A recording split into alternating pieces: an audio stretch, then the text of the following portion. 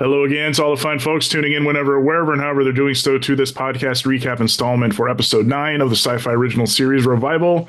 As always, we say spoilers abound, so if you're checking this podcast episode out, maybe after and only after you're fully caught up to and have seen what is episode 9, Mother of Babylon of Revival here. We're back at it, discussing it with Liz MacArthur, my co-host. How you doing, Liz? Hi, great. I'm doing great. I've already taken up too much time. Let's keep going. Let's keep going.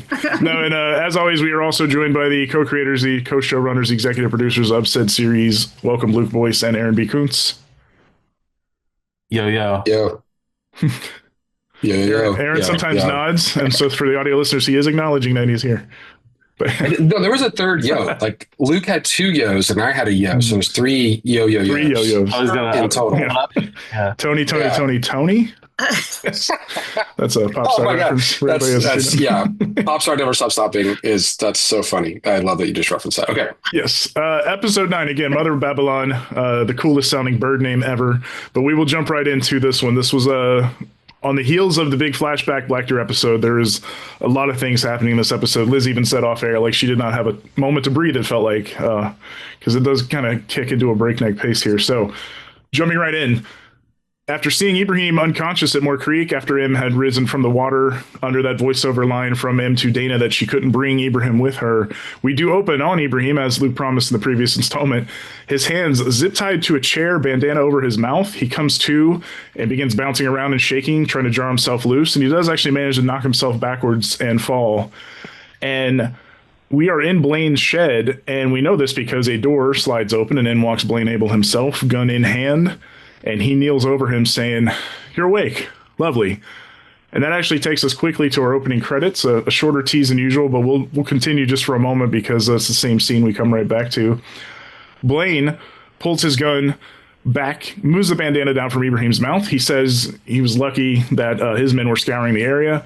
And Ibrahim says, he's heard all about you, preacher. You should have just left me in the creek where you found me. To which Blaine replies, "For the soldiers to find you? You're a great doctor after all, he who studies revivers." And he continues by saying, he read his notes. There's something he's hiding. Why don't you tell me who started Revival Day and we can help each other? And Ibrahim here is just not really having it. He says, "Don't you have all the answers, or are you just pretending for all your followers?" And Blaine says, I want to know the origins of evil so I can fight them. And Ibrahim again just calls him a hate monger. And Blaine reminds him that on Revival Night, he was called to tow a car, and he felt this blast of energy come through the forest. He saw that light shine from the sky, and he ran to find its origin, but it was too late. The gates of hell had already opened. Demons were free. Ibrahim says he was probably waiting for something like this to happen so that he could continue to stoke fear and pretend to be chosen by God. And again, this angers Blaine. Anytime he gets called a fraud, he says to him he's been called a lot of things, but a fraud he is not, and he is going to prove it. Ibrahim says, "You actually believe what you're selling, huh?" To which Blaine puts Ibrahim's notebook on his chest and says, "Maybe you should too." Yeah. Look at that. And what do you know? Blaine has daddy issues too. So, I mean, it's just pervasive. Everyone's got dad issues. Like, how the hell does that happen? We don't even hear the last of his. I think Wayne calls him specifically on a few later, but we'll get to that. Well, yeah, we're just alluding to it, right? We're kind of like teasing, what's going on here. We were talking off air for a second, but we'll reference that. The reason that this is a short tease is because this was not supposed to be the tease, and there was a beautiful scene. This was not even something that we broke in the writer's room. This was just all credit to Noel. Had written this really, really interesting, backstory of childhood, child Ibrahim doing something. And I don't want to give it away because it's so great that we want to use it in a future, if we're lucky enough to have a future season. We'd want to do that. But yeah, so it's meant to be that. And this was really a big Ibrahim, episode. In a way, Ibrahim and Blaine, I think in particular, were really kind of playing with this science and faith that's not as black and white as the Lost. Like we were constantly referencing the Jack and Locke of Lost and the science and faith of that. But in Lost, they're very one is very science, one is very faith. Here, it's like they're both mixing, like they're both trying to understand each side. And Ibrahim's very conflicted. And he's now looking to his faith to help explain the gaps in his science, which I think is a really fun place to be and that's going to continue, throughout this episode. But yeah, it's a real bummer. We'd even cast young Ibrahim, for the scene, found the whole thing, but as Luke had mentioned off air, we cut it because we couldn't decide was it the episode 9 teaser or the episode 10 teasers when we get cut. There were two like separate scenes that were both flashbacks, without giving anything away, and we're like, well, 10 was a Dana and M flashback. So we're like, okay, we should probably do that. And then in 10, you'll find out that flashback also got cut. And now we have neither. And this is where we're at. And I remember rewriting this open, and I was like, oh, it could end on lovely. And I was like, okay, that'll work. We'll try that and see if it plays. So both 9 and 10 kind of like jump in to our action, which I think is good. There's so much going on that I don't think we have to necessarily introduce more questions. We got plenty of questions going on, so I think that worked out anyway. But yeah, that is the origins of 9 that had changed. Right. So no shaving Ibrahim's face and putting him in a ball cap and Tobin Bellingham is what you're saying. You actually cast a baby Andy. Yeah, it was like a 9-year-old, or I don't know how it was. Like they were very short human. He was great. So that's 9-ish, I think. Yeah. For the visual listeners, we're joined by young Luke today, who's in a ball cap. So yeah, he's 10 years younger. There you go. Kids. Whoa, Little kids, yeah. Yeah, he just turned his hat around and He just over the topped his hat. Another reference just for Aaron. Yeah. I got it. Thank you. The audio listeners are missing out on some stupid shit. We're back to Dana, who opens the police weapons storage. JP and some other officers are seen in the background. Mei Tao is in the room with her and says, the last thing you want to do is turn Blaine into a martyr for his cause. Dana says, he killed your girlfriend and my sister, and now he's missing, and I know he was her, and now she's missing, and I know it was him, basically. JP walks up to the locker and says, they do have the element of surprise, so let's use it. Wayne also walks up, grabs a rifle from the locker, and says, JP's right, they need to be smart, but they do not want to start a full-blown war with his militia if they can help it. We're now back on Ibrahim, and now sitting across from Blaine, who's sitting in that sleep chair from last episode with the knife. He asks when Ibrahim lost his faith. The doctor says he didn't. He just doesn't allow it to cloud his reason. And Blaine says, my angel would have opened your heart. I lost her, but she'll come back to me. A beacon of light. To which Ibrahim says, wait, a yellow light? Did your angel also call out with a moaning sound too? And Blaine kind of stops, realizes he's maybe saying too much, and he says, it's your turn to share. And he again says, I'm not helping you. I'm not helping you hurt them. And Blaine suggests, like he has said to Wayne and others, we want the same thing. And I see the same fire in your eyes, and that you want to understand. You came here for a reason. And then Ibrahim speaks a line from the Quran, first in Arabic and then repeats it in English. Every soul shall taste death. And after a beat, the police actually charge in from both sides of the room. Wayne says hands where you can see them. Dana sees Ibrahim and asks what he's doing there and where's M. He says he does not know. And we jump now to Riverside. M, who was spoken of, is now seen behind that heavy-duty cell they constructed. And General Kale is having a conversation outside with Dr. Carla, who asks why the extreme measures for her. Kale says M needs triple the dose. She heals faster. She's demonstrating an unmatched threshold for violence. And Kale says the clock is ticking and that she needs to remove all the revivers. She'll find them, but she needs Carla to account for the control of it all. And Carla says she's experiencing psychosis and is not fit to be moved in regards to M. To which Kale replies, then fix her. And we do see M pacing back and forth in the cell behind them in the distance. And now close on M, we actually see her dead mom, Patty, in the cell with her. And she looks like she just, stood up and walked away Beetlejuice style from that tragic accident, bloody and cut up. And she says to her, Martha, you're going to be okay. And M says, Mom, in a shaky way, and is shaken by it all. And then kind of shakes out of it, which ends Act 1 for us. What do you have to say for yourselves?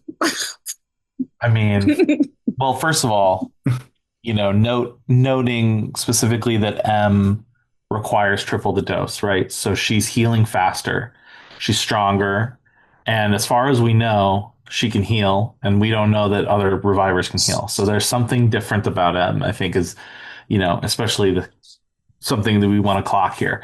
And then She can heal others. Just to clarify, she can heal others. Yeah. Others. Others obviously can. Yes, sorry. Yeah, we saw Arlene's brain grow back, so we know that they can heal in some capacity. Yeah. Sorry. No, you're good. But and then I think, obviously that's also along with everything that has happened to her and everything that she's going through, and now they're basically pumping her full of the snake venom, which is also, I think forcing this psychosis to happen on top of that as well. So yeah, I would also clock that Patty has puncture wounds on her. We know they hit a deer, so probably if you were to strategically place deer antlers onto Patty, you'd probably figure out exactly kind of what happened there. She literally hit a deer? She took the Final Destination log of deer antlers right into her? Okay. The deer goes into the car, yes, and it's pretty horrific, but this is, if you were, we actually placed where the deer antlers would go to see where the puncture wounds would be and what's going on there. But that's again, a future thing. But just wanted to track that. And yeah, I love, LJ, Largene Chostecki, I think is how you say your last name, from Hannibal. I might be saying it wrong, but I don't know. LJ is wonderful, and really just love what she's doing in this. Well, and then you don't really get into it in this scene yet, but just wanted to clock. Like, I think what she's saying, like her demeanor, the way she's talking to M throughout this episode, I think will be interesting to really focus on. And then I also just want to also flag that I think that Ibrahim has Andy McQueen has 2 or 3 legit badass moments in this episode that just make me so happy for him, because he's such a passive and sweet guy. And then but there, when he speaks, he gives the line here at the end, I think is just really, before they come in, I think is really great. And there's another one in the car with Carla that I think is just pretty badass, and proud of him, because I think he's pretty cool in this episode. Yeah, he definitely kills it. Yeah, one of my favorite things about this episode and after this as well is this the moments between Ibrahim and Blaine, where Aaron kind of touched on it already, but it's this idea that they're the two figures who are most interested in dealing with what is Revival Day, what happened here. And, Ibrahim, who has, been trying to take a science approach to it and has seen something that he can't explain, something supernatural. And then here comes someone who thinks he knows what that supernatural thing is. So now they have something to talk about. They have something in common. And, we're going to kind of see how that changes Ibrahim throughout this episode, especially, and his thoughts on Blaine and his thoughts on, the mystery and his struggles with how to explain it. Yeah, that's a good point. Well, no, what I was going to say real quick, Liz, I was going to say is that it's a good point, because we do want to say, what is this thing that's come out of the woods that is now, combined, touched with Jordan and with Jesse. And so Blaine is flat out saying he's calling that an angel, right? And he's calling revivers demons. And so this is his way of reconciling what's going on. And then, Ibrahim is immediately challenging that, did your angel do this? Because I've seen an angel too, essentially, quote unquote, what you're calling an angel. And it's not quite what you're thinking. And then there's also, obviously, we're going to get into the wand of it all and some of that. But this is an episode to start to try to figure out what these things are. And there's a lot of clues and, pieces of information within their conversations. And again, what's happening with Wanda, we're seeing more of that later on in this episode to track that. But Liz, what were you saying? Well, I'm going to pretend like I forgot my smart question and ask this one. Do you guys have to, do you just remember everything, or do you have to watch the episode before we do this? Or do you just remember all this stuff because you lived it? A little both. Okay. I mean, we've been live tweeting them, so you are getting a yeah, that's true. Yeah, we also have watched the episodes like 50 times. Oh, I mean, if at least. Yeah. Yeah, at least. Yeah, no, I mean, there's nothing. The only thing that I worry about sometimes is that I'll confuse which episode something's happening. Yeah. Because that's it all kind of it's all one big episode in my head. That's why I was wondering. Yeah. But I would. Okay. Yeah. Yeah. But now we're getting, we're getting toward the end, so have a pretty good idea of like where this is at. And especially with 10, like there's a very specific cutoff of 9 with a very specific set of rules and plans and agendas in 10. So I know what I'm not spoiling there. Yeah. Well, it's just been, I've been wondering that this whole time because I've been wanting you to slip up and you haven't, and it's annoying. I'm sure we have at some point.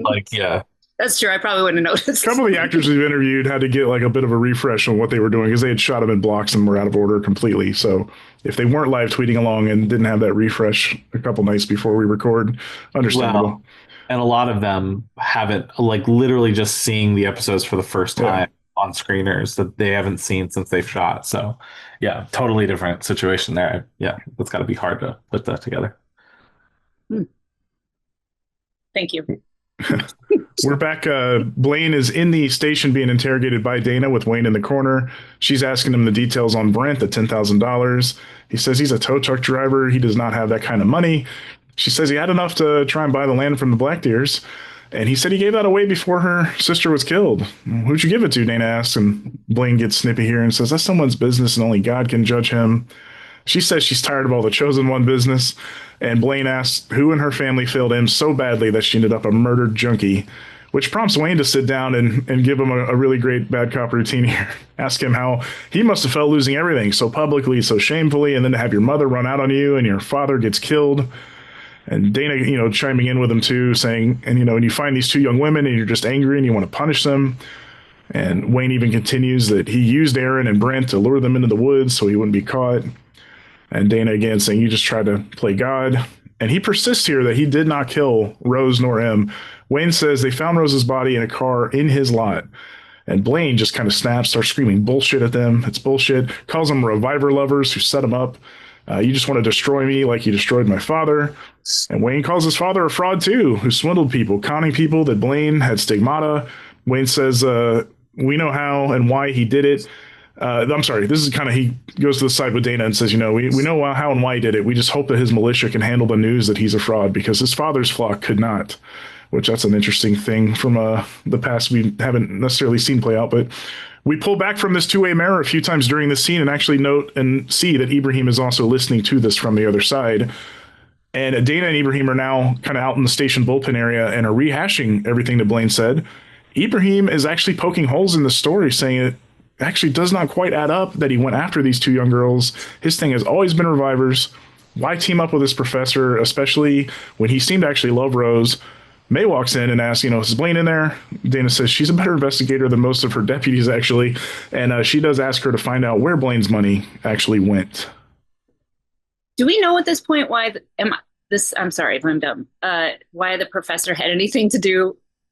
Because he has a point there. Why would he just hook up with some random professor?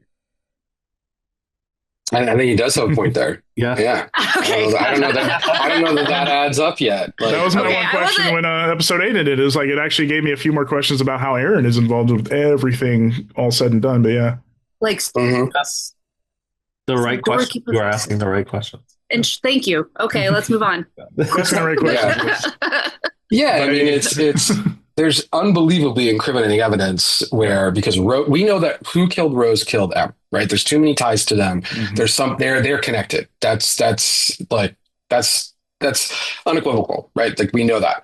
But now seeing that body is her body and the ties that Blaine has to both, right? He was there on the bridge on Revival Night, and then her body was found on his lot.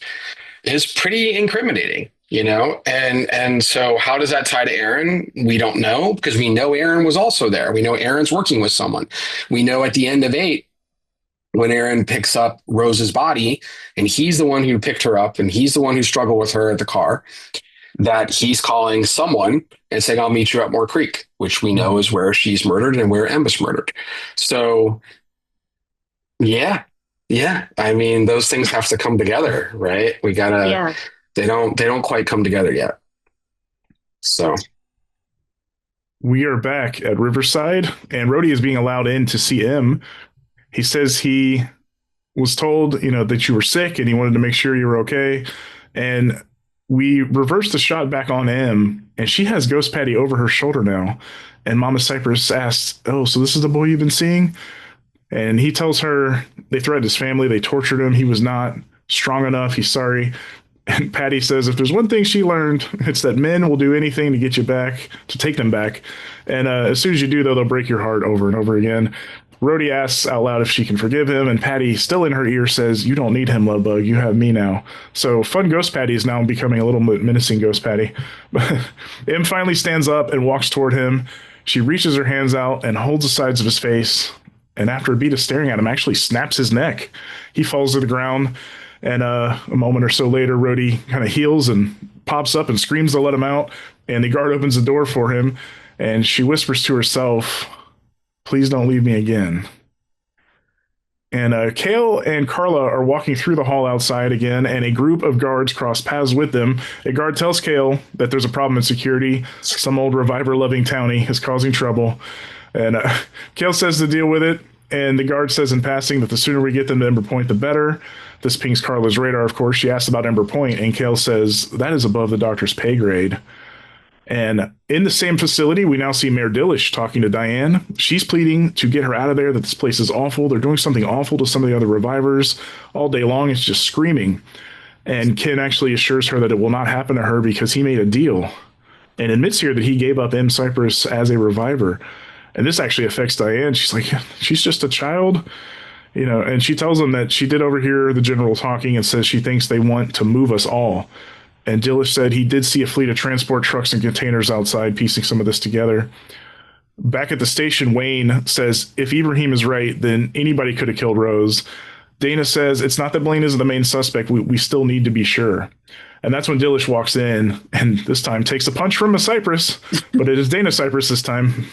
Many a Dillish and Cypress punches exchanged in this season. But she says, that's for narking on my sister. And Ken says, you know what, I deserve that. He tells them that the general is who has Martha, and that Diane told him they're getting ready to move all the revivers out somewhere. He says we got to bust them all out, or we're never going to see them again as we go to break. Yeah, a lot of stuff. Yes. Liz? Yeah, Liz, you look like you were going to say like a dozen things in between that. Yeah. It's mostly just why over and over.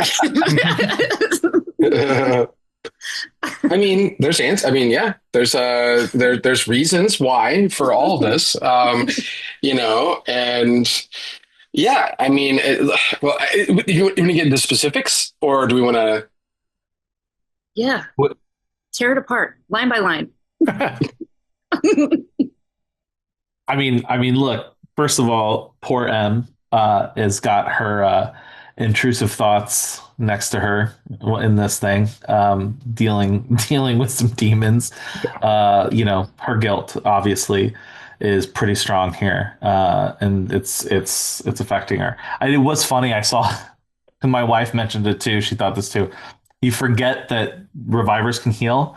So when she breaks Rhodey's neck for a second, I saw multiple people like, oh my God. And then he kind of comes back to life, which I think is a wonderful moment in that scene. So yes, I completely forgot, and I yelled. So. Yes. But I feel like that was good, like revenge for all those people in the comments who were mad at Rhodey. A lot of people were mad. So I feel like that was good. Pretty pissed. Yeah, he gets a good neck breaking, and we move on. Yeah.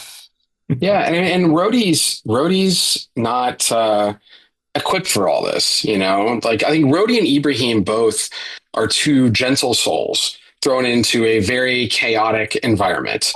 And I think that they're not necessarily always going to make the right decisions when it comes to those types of things. I don't think they're equipped to handle all this, and that can lead to some issues. But yes, like Patty is very much This is not the friendly ghost. This isn't a Casper thing. This is a very deep-seated trauma induced, and her guilt, it's saying a lot of things that that have been weighing on him for a long time. And obviously that's only going to get worse in the upcoming scenes here. But we're, very much here, we're setting up, the main plot point here which is they're going to try to move the revivers, so it's like, as soon as they've got them all, right, they're getting in, and really all that the general's trying to do is gather up all the revivers and get them the hell out of Wausau to somewhere we don't know, to a place called Ember Point. What does that mean? We don't know. And so that's really what this has become. It's not about, and they're just using the quote unquote camp that was set up by Wayne, but it's just to get them, control them. As she's saying, that the conversation with Carla is very pointed and necessary, because it's, look, I just need to get the revivers, control them, and transport them. That's my job. That's all she's there to do. And M is different. And that's going to continue to kind of, prove itself in a variety of ways, as to a number of things about her that are obviously very different. But yeah, I don't think is there anything else we missed on that little tidbit? I don't think so. But yeah. I do think one thing I think is interesting in this episode is Wayne. I think it's another great Wayne episode in general, but I think it's interesting how calm he tends to be. I mean, especially when Dilish comes in and it's Dana that punches him. Wayne's kind of going to go after him, but he's not Yelly McYellerston, here like he has been in a lot of things. And then I think that's largely because, number one, he's sort of been beaten to a pulp a little bit emotionally, but also he's kind of like, especially in the interrogation scene, there's a level of control. He knows this, right? Like this is something he can control. He knows it's an investigation.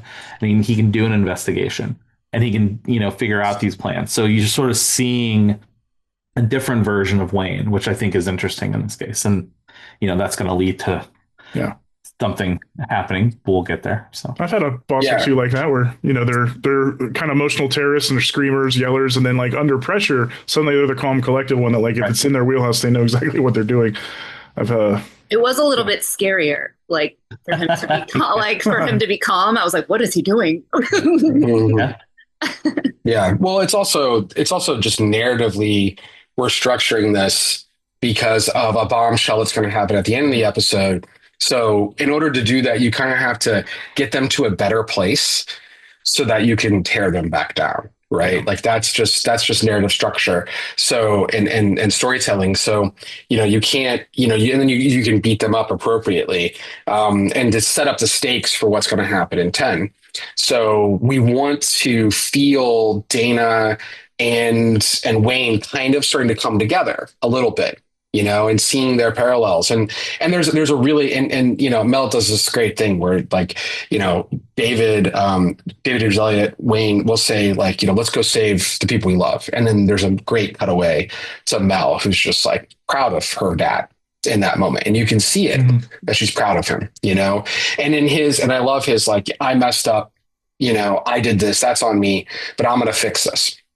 Which is very similar to what she said to Jesse in episode 8 at the end. It was like, I messed up. I didn't do this. I can fix this.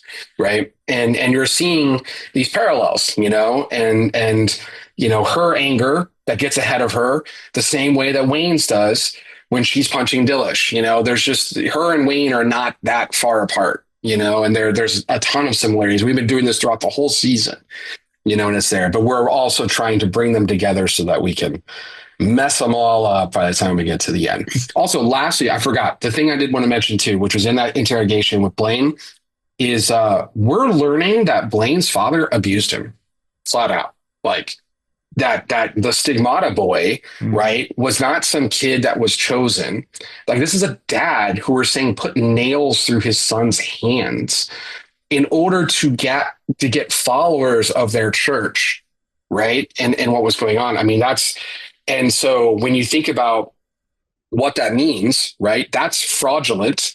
And so his dad being a fraud, and that would then be a big reason why Blaine himself might be more triggered when someone calls him a fraud, right? So I think we're getting some good info here, and again, stuff that I'd be very excited to explore in the future. But yeah, it was something we wanted to do to bring. When you say the word revival, right? So revival has all these implications, and we wanted to take that point of revival, like a revival tent, right? If you've ever seen a revival tent, if you've ever been or seen any of those kind of huge things, they're intense.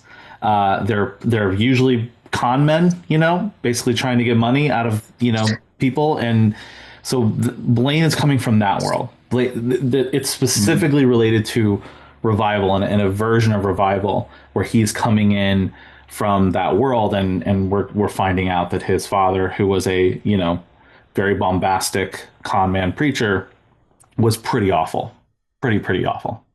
And they do that thing where they like heal people, right? They do. Yeah, they do. Mm-hmm. Yeah, Mm-hmm. speaking in tongues, and then people falling over, and it's insane. Yeah. Or is it tied to Revival Day? Oh, I'm just saying.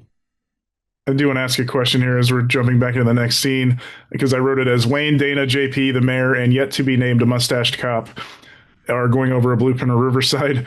I know with McCrae and Brent out of the picture, next cop up. Does he have a name? He's the only one I have. No, that's Fitzy. Yeah, that's Fitzy. Thank you. Yes. Who M calls Fitzy in she did call him Fitzy. 5. Okay. You're right. And he's so he Fitzpatrick.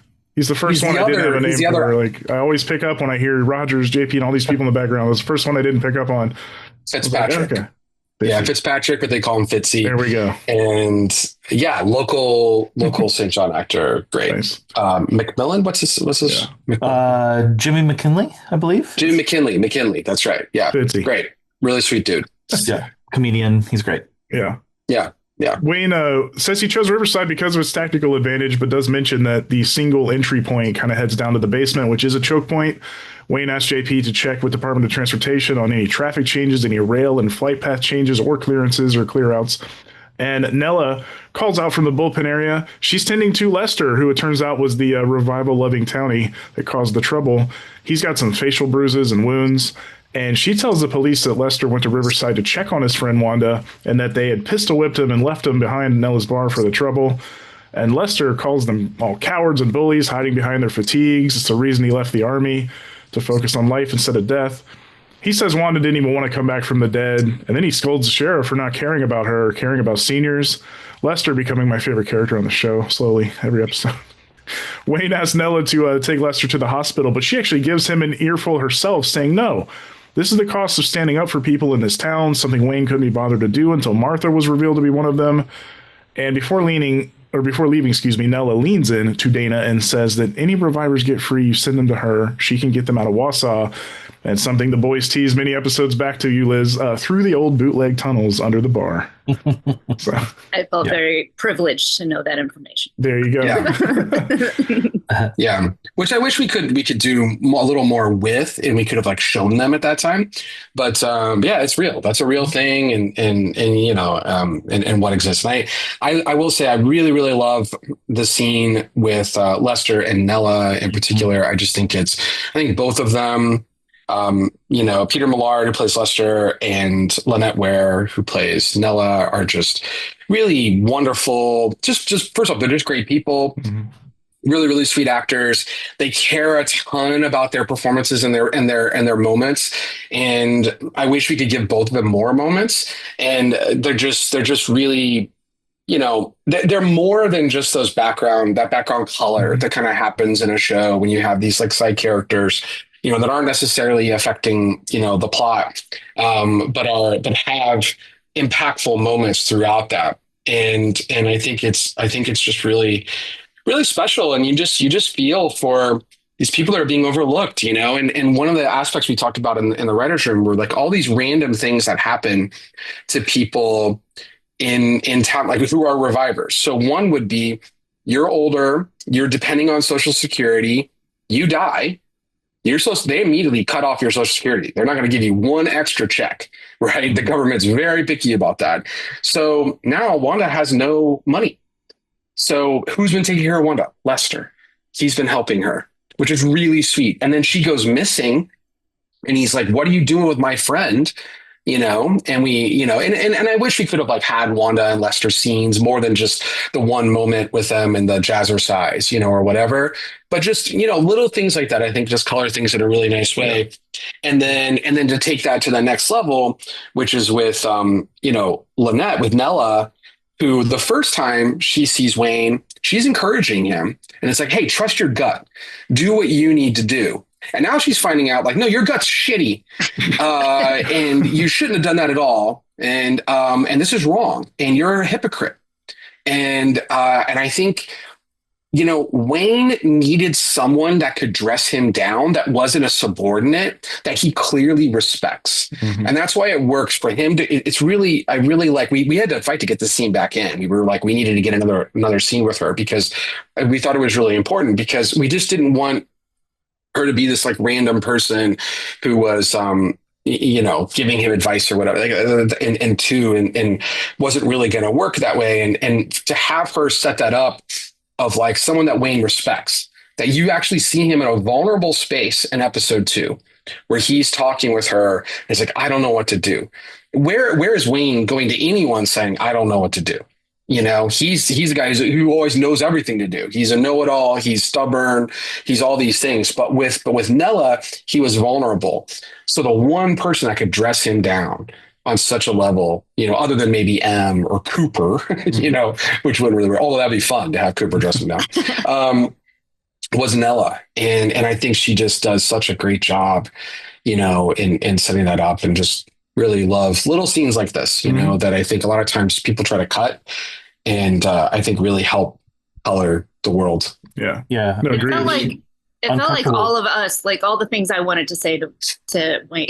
Yeah. So that's what I was going to say. There's an uncomfortable truth here with Wayne, right? Because she is addressing this idea, which is a very common idea, right? The hard thing about empathy is that you need to have it when it doesn't directly affect you, right? But Wayne is a person who, it wasn't until after he found out that his daughter was a reviver that now he's saying, hey, let's go save him. Let's go do this. And that's great. And that's wonderful. And we appreciate that he wants to go, help them now, but it's now, right? He didn't have the capacity, or he didn't show the capacity before to empathize with people where he wasn't directly related to them. So Nella is calling that out. We're calling that out. That's a very, unfortunately in the world of othering in society, that's kind of a common thing. It's not until it's your sister, your mom, your whatever. And we hear this all the time. It's like, I have a daughter and I have a this, and well, it's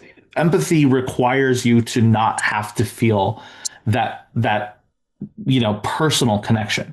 You have to actually go out and you have to think of it outside of your personal connection. So, it's just an important thing. Thanks, Liz. I was snapping. Yes, I appreciate it. Whatever, seconding that. Yeah. Now on May and Dana at a computer, May says it's true, Blaine really did give away his money. But to who? It turns out it was put up to the department as an anonymous reward initially for finding Rose's killer, to the tune of $50,000. And Dana says, yeah, but they never got that money. It was pulled as soon as Jesse actually ran. And May says it was then donated to the Missing and Murdered Indigenous Women Fund. And Dana tries to make that make sense. She's trying to connect dots here, but May says you cannot let him go. You have to find something to make this stick. Finish what you started. She walks out, May that is, and we see Ibrahim at a desk reading the Quran. She tells him she's taking off. She says she's a journalist. She'll take her info from any reliable source, to which Ibrahim replies, I'm a scientist. I shouldn't be looking for answers in religious texts. And she says who? The dead have risen. I'm pretty sure there are no rules. She tells him that she and Rose used to joke about whoever did die first would come back and haunt the other just to prove there's an afterlife. And Ibrahim notes, that's like Harry Houdini and his mother, and asked if May has in fact heard from her regarding Rose maybe haunting her. And May says she is not, but she's keeping her fingers crossed. And good luck to Ibrahim with his soul searching. Yeah, it's another just really wonderful little scene there that with characters that don't get to interact a lot, right? Two great actors that, have passing by a number of things and clearly would have spoken a number of times, maybe off screen. But there's it was just something really nice about this scene. And I thought Noelle wrote something really, really poignant and sweet here. And, and there's also something about, we talked about this in the writer's room, which was if I'm a full on atheist. I'm not even agnostic. Like I'm an atheist. And if the dead came back to life, I don't know what I'd be. I have no idea because that would be crazy. And I would start looking anywhere to try to make sense of what that is. And so I think it is a shell shocking moment. And, what this is doing to Ibrahim, I think is really interesting. And then I really love the idea of like the hopefulness of what that means of the dead coming back. And then when Ibrahim asked me, Tao, have you heard from her yet? And just, the way that Catherine delivers that of just like, not yet. And it just kind of pulls at your heart, And then that's that atheist side too. That's just like, probably not, that's there. And I think, I just think it's a really, really great scene. And, and then your soul searching, I just think is a great button on ending that, with him. And, just these are the types of things that I wish, in a perfect world, I'd want to go back and look at all these different characters that I love, and find way to like, we never saw, I haven't seen a Lester and Ibrahim scene, that'd be really fun, and I haven't seen, there's so many variations that could be fun. And, like what Brent and McCrae, I haven't seen a lot of Brent and McCrae. There's a couple moments, but like, what would that be like? Like that would have been really fun. There's just a lot of, fun stuff that would have been interesting, but you don't get to do it 42 and a half minutes. Damn you. Yeah, no, it's good. Again, these are ones you fight for, like you said, even with Nella coming back around. It's always welcome to see these supporting characters play off each other, especially when they've been, like you said, in the same circles for several things now. We just haven't seen them play off each other, so it was a very good scene. We are now on Dana and some officers doing a full sweep of Blaine's place. Fitzy actually says he doesn't even know what they're looking for there, and all he's finding are plans for them to storm Riverside. And besides, that doesn't look like too hot of a plan if you ask him. Dana says there's got to be something here about Rose or her sister. She then lifts up a tote crate with a padlock on it and manages to crack the lock off of it. She opens it and pulls up a camcorder and a handful of labeled discs. We then cut to her playing one on a TV in front of Wayne, May, Dillish, and Ibrahim at the station. It is indeed the video of Wanda being attacked, killed by something. These sounds, though, are different. The light is so bright it actually distorts a bit of what we see, but it definitely horrifies the group watching, and Dana cuts it off. Ken says, so they found a way to kill revivers, and Dana says it seems like the light is maybe what killed her, at which point Ibrahim suggests that he's actually seen the source of light. It is a creature, but it does not kill. They're asking, like, what, like an alien, Wayne says? And he goes, no, Cooper had the same story as Ibrahim about Jordan. May says maybe they're two different things. Ibrahim says he's sorry he does not have more answers for them because, again, he's still struggling to put anything together based on all the things he's seen. Wayne and Dana explain that they have two problems now and a ticking clock, and Blaine wants to storm Riverside and use that thing to kill the revivers. Ibrahim says he calls it an angel, but he says he lost it. And JP walks in with news on what the general is up to. It looks like tomorrow the DOT is shutting down a stretch of highway and that Kale is going to truck those revivers to a rail line, then train them to a dock off Lake Superior. And a little bit of back and forth about how they're going to stop her. And Dana says, well, we force her into a new plan, one that works for us, as we go to another break. That was a badass line. Yeah, Dana being big brain there. I love it. Yeah. Lots of stuff there. So I'm trying to think of like what's the light was distorting, so we still don't have a clear view of exactly what happened to Wanda, which was by design, I'm assuming. Yeah, I mean, you can. I think. Well, look, you see, she's like, Raiders of the Lost Ark shriveled. At the end of this, so like she's very much dead, and we know that is not what happened to Jordan or Jesse. Like that's pretty. So for some reason, right? These creatures, whatever they are killing one reviver and then peacefully combining and moving on with other revivers. And so that's the thing. But what it means though is exactly what, what Wayne is saying, is that Blaine basically has a weapon. He has, but what we know now is that his weapon, his angel, then just left. So now he's got to try to get another weapon. But how did he do that? How did he get a weapon? What does that mean? What is all this going to become? And that's part of the goals of this. But either way, Blaine has figured out a way to kill revivers, right? Yeah. So that's the wrong person to have a way to kill revivers.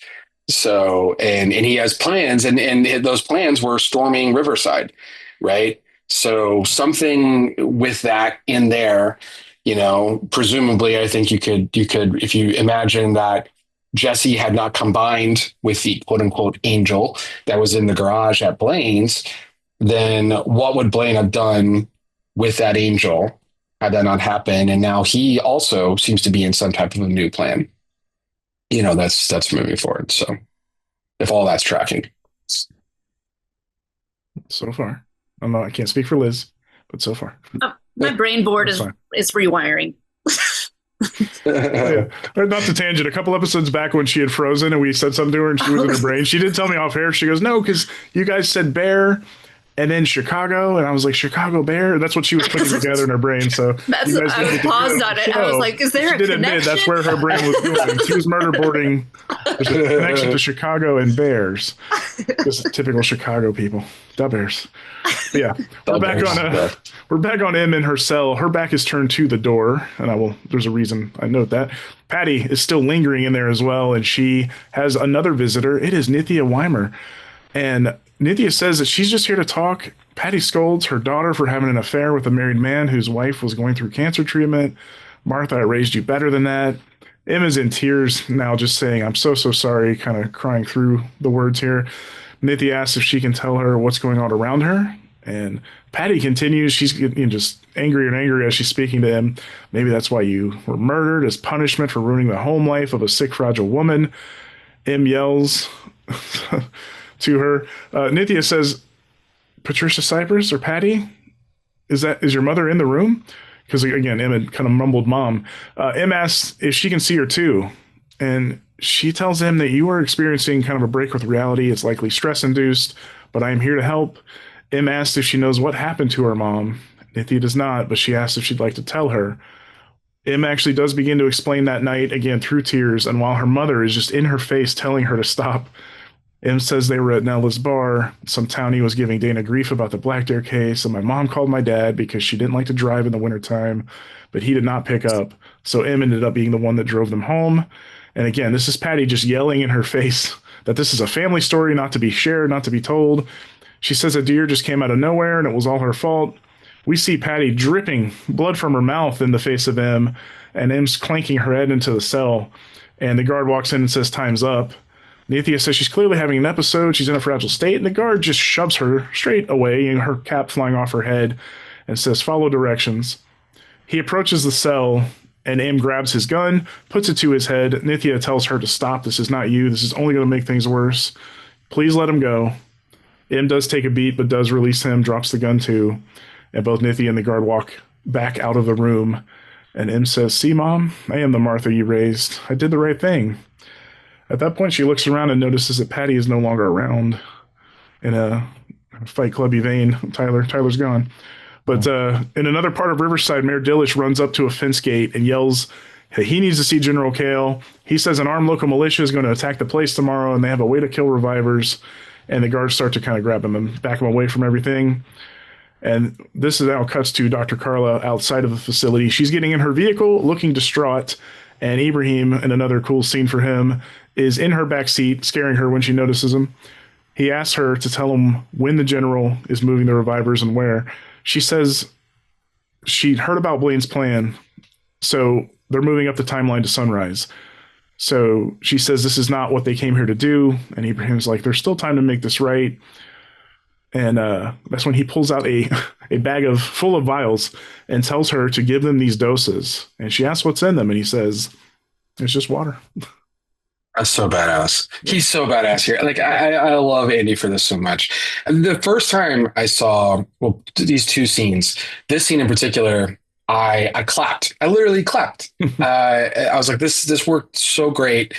And because we've just heard the water's so special, the water this, for him to just be like, it's just water. It's just, Yeah. and he delivers it. And I showed it to him. We were in the color session because he hadn't seen the episodes yet, and he had come by to visit us. And I was like, can we just show the scene to Andy real quick? I just want him to see how fucking cool he is right now. And he was like, oh my God, this is so cool. It was great. It made me so happy. And then the opposite of that, although it made me happy, but in a very different way, where I cried the first time I saw this yelling match between, this emotional, cathartic release of Patty and M. I mean, it's a lot. Like it is. I think what Romy M is doing here is just unbelievable. I think it's so heartbreaking. And if you think about, obviously there's this guilt very clearly that she has for her mother's death, and because she was driving the car and she hit a deer and her mom died and she survived. And that is, and when you think about that, and then she has brittle bone disease, so she's going to go through horrible rehab because of that. This is 2008, or excuse me, this was 2005, 2006 when this was happening. So she, the opioid epidemic is at its peak. So that's going to lead to her drug abuse, like all these things that are going to kind of start from this moment. And Luke and I talked about this, in the writer's room, that for the Cypress family, the real revival day is the day that Patty died, because everybody changed from that point forward. A different version of them came back. They look the same. Mm-hmm. They appear the same to everyone, but something is different. Something is off. And they're all kind of these zombified versions of themselves, if you will. And it's the, it's huge. And then to add to that, M then goes to therapy, in episode 4, I believe it is. And at that point, she's meeting for the first time, face to face, Nithya, and then realizing this is actually a good person. And so that guilt that she's already has for different things is now going to go on overdrive and lead into guilt with Nithya, and realizing, because everything Patty's saying is M saying it to herself in this, in this episode. And so, to see that and to see what she's done, I led to this, Aaron's now dead. And, this stuff is, yeah, Aaron might deserve to be dead, but, Patty doesn't deserve this, or excuse me, sorry, Nithya doesn't deserve this. Right. And so her guilt's just in overdrive at this point. And her and LJ, I love the way that Samir framed them, and I was like, get the blood dripping out of her mouth, and all this. And but the way he did that, I just think is so impactful and so emotionally wrought.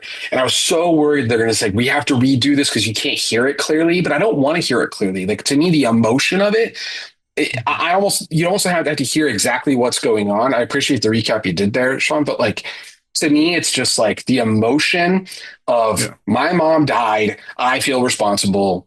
The details don't matter. What matters is her guilt that is just firing out of her in this moment. And I think it's her best moment of the season, just to reach that level and not feel melodramatic, and just to break your heart that way. I just think that Romy did something really special, and LJ too. Just the two of them together just do something really, really special there. There's also a detail hidden in there that I want to point out that I think is important, because we had this scene in 8 and we had to cut it. Just didn't fit. It just didn't work. But there was a little montage about that night. It wasn't quite the full crash, but it was sort of the before the crash. And that is that the crash happened because Dana had called. She had gotten in a fight at Nella's over the Black Deer case. So one thing that you don't quite get from 8 is that that moment, the Blackbeard getting away, and that moment of, supposed failure on Dana's part directly led to this crash. And so we're seeing now that all the Cypresses, Wayne, Dana, and M, have some sort of, well, we haven't seen Wayne yet, so we'll get to that, but they have guilt. They have guilt over this moment, and we're piecing out why. And Dana does, because they had to go pick Dana up because of this thing that she did, and she was kind of a mess. So it's just sort of mentioned in there really briefly by M, but I did want to kind of point it out because I do think that, as we follow up onto events here, it does kind of come into play. Oh, gotcha. Yeah, that's a great point. Yeah, I forgot of like how what we're really kind of talking about, like the revival day of it, and what led to the quote unquote, Cypress revival day, as I was alluding to, and then what really led to that, which is the Blackbeard case, and what's there. But yeah, she says got in a fight with a townie at a bar, and I wish we could have shot all that and done it, but I think if we're lucky to have a season 2, I think there's a decent chance that we flash back to that again. Nice. Dana and Ibrahim are now at the station. She hands him a gun and says JP and company are going to need all the help they can get. Always aim for center mass. Dana says, you saved my sister's life. That may not be why you came here, but that's what matters most. And before they can have a moment with each other, Wayne walks in with a duffel bag saying, this is all the pyro they have. They're going to set it off, in the night so that Kel thinks the militia's attacking from one side, during which some of them will enter from the other side. Wayne admits he knows he blew it when it came to protecting this town, and he's owning it, but this is his chance to make it right. And in the woods at Moore Creek, a few armed militia men are keeping watch, 2 men and a woman, in fact, when the water begins to bubble up. One of them says, look, another angel, just like Blaine said, and they grab some chains and rope and get ready when a rifle shot rings out and drops one of them. We see a gunman lying on the ground in full hunter camo gear, reloading said rifle. And the militia trio start to scramble when the second shot drops the woman. We see her bullet-holed forehead fall into frame and hear the third one seemingly running and getting shot as well as we go to break again here. Quick little thing just to note that's not a big deal for everyone, but the woman who falls is Cara Wooden, who plays Clarice. Clarice is the bigoted woman at the bar that M gets in a fight with, who's watching the news. And it's just another little, if you're paying attention, that you're getting indoctrinated by this world of she was hating revivers. So if you're hating revivers and you're, anti-reviver spewing shit, then Blaine will start to infiltrate these people and how he's growing his quote unquote flock. And so to me, it made a lot of sense, and to us, it made a lot of sense to that she would become part of that flock, and then she dies as a result of it. So she has her own little story arc as well within this. Very nice.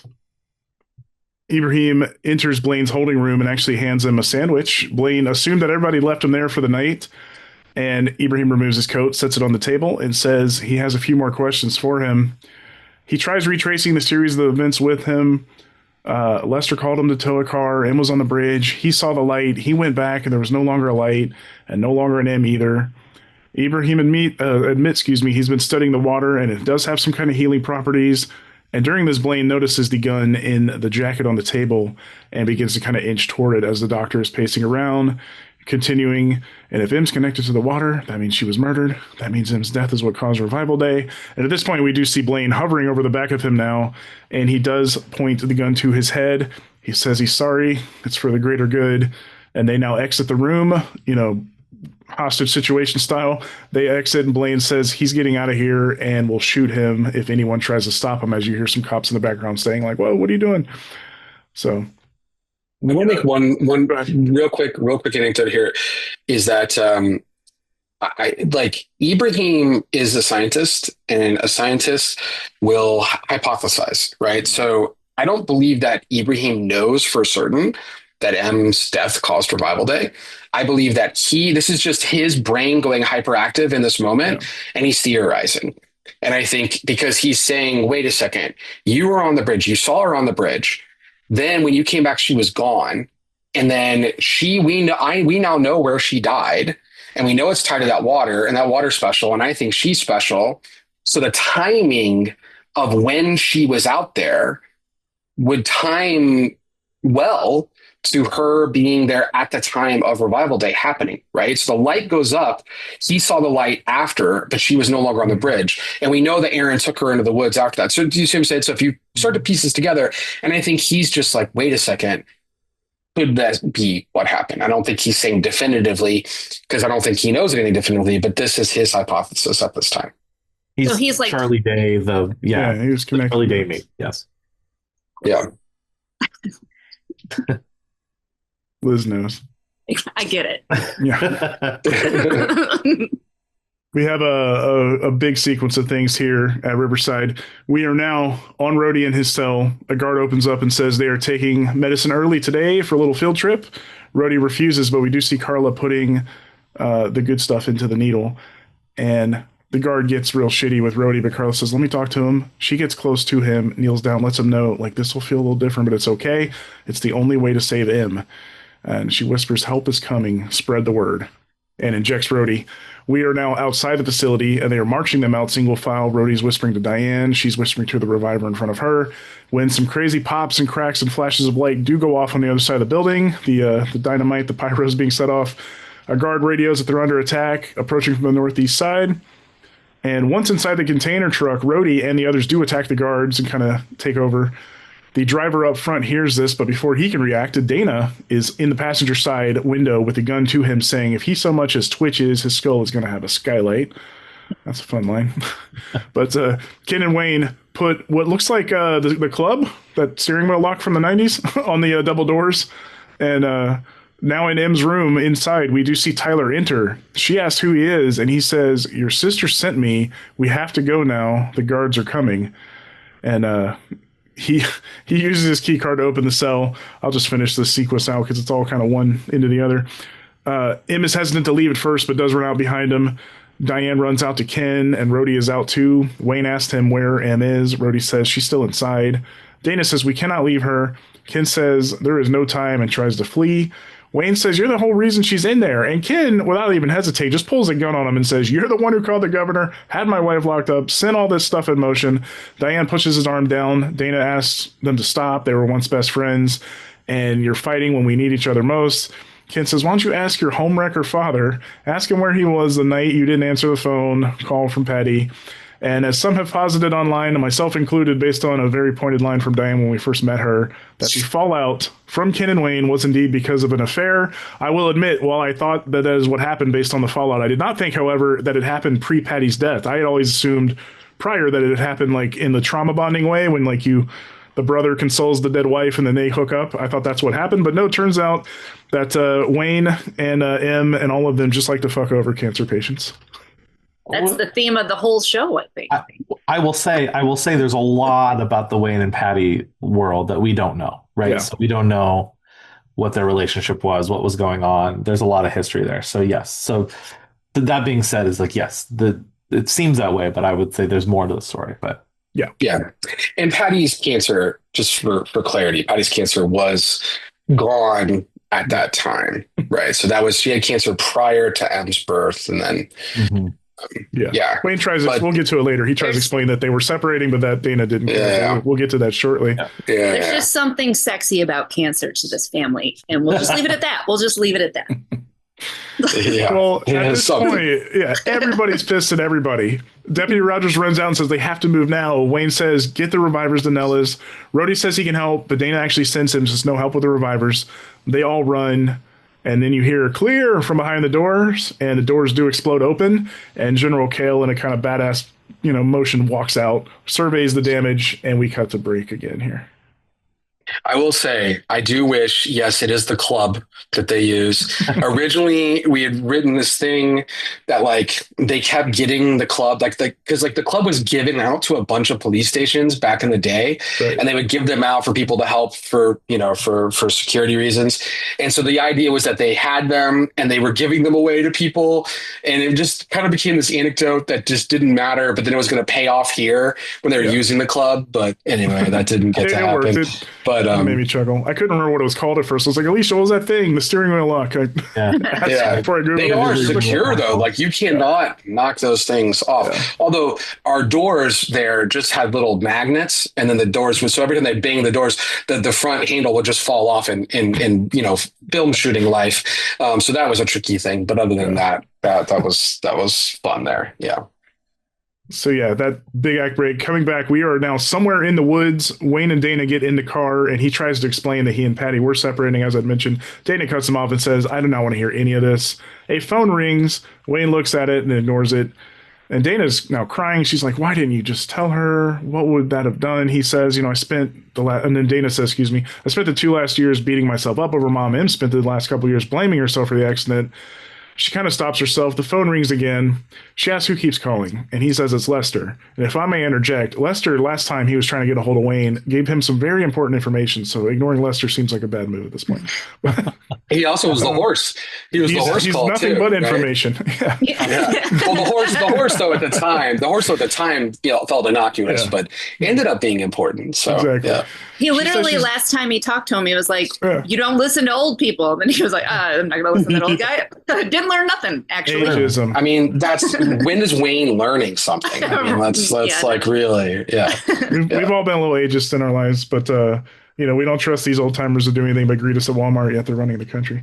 Everyone should see that Golden Girls episode where Dorothy gets treated badly by the doctor because she's old. Okay. Yeah. That changed my whole life. Everyone go watch it.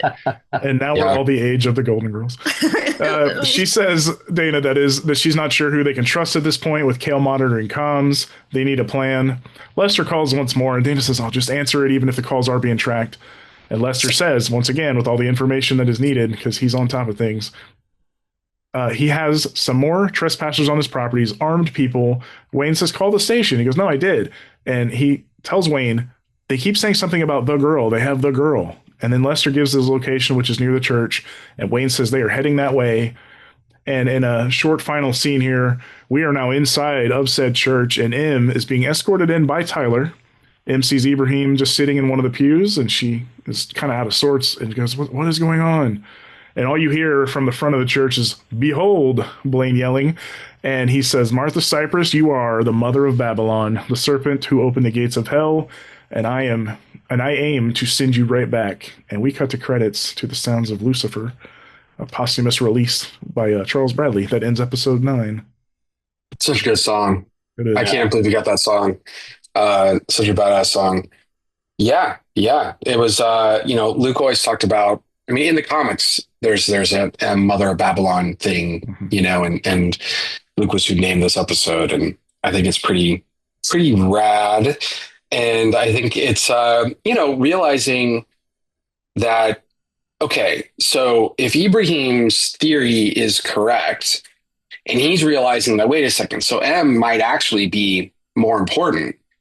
Is there something to what is going on here for him to have a special interest in M, right? Beyond what may have happened prior with M. So without saying anything there. So it's funny. I just said, I don't spoil anything. And then I almost kind of did, but I didn't because there is, there's things there. But yeah, crazy shit.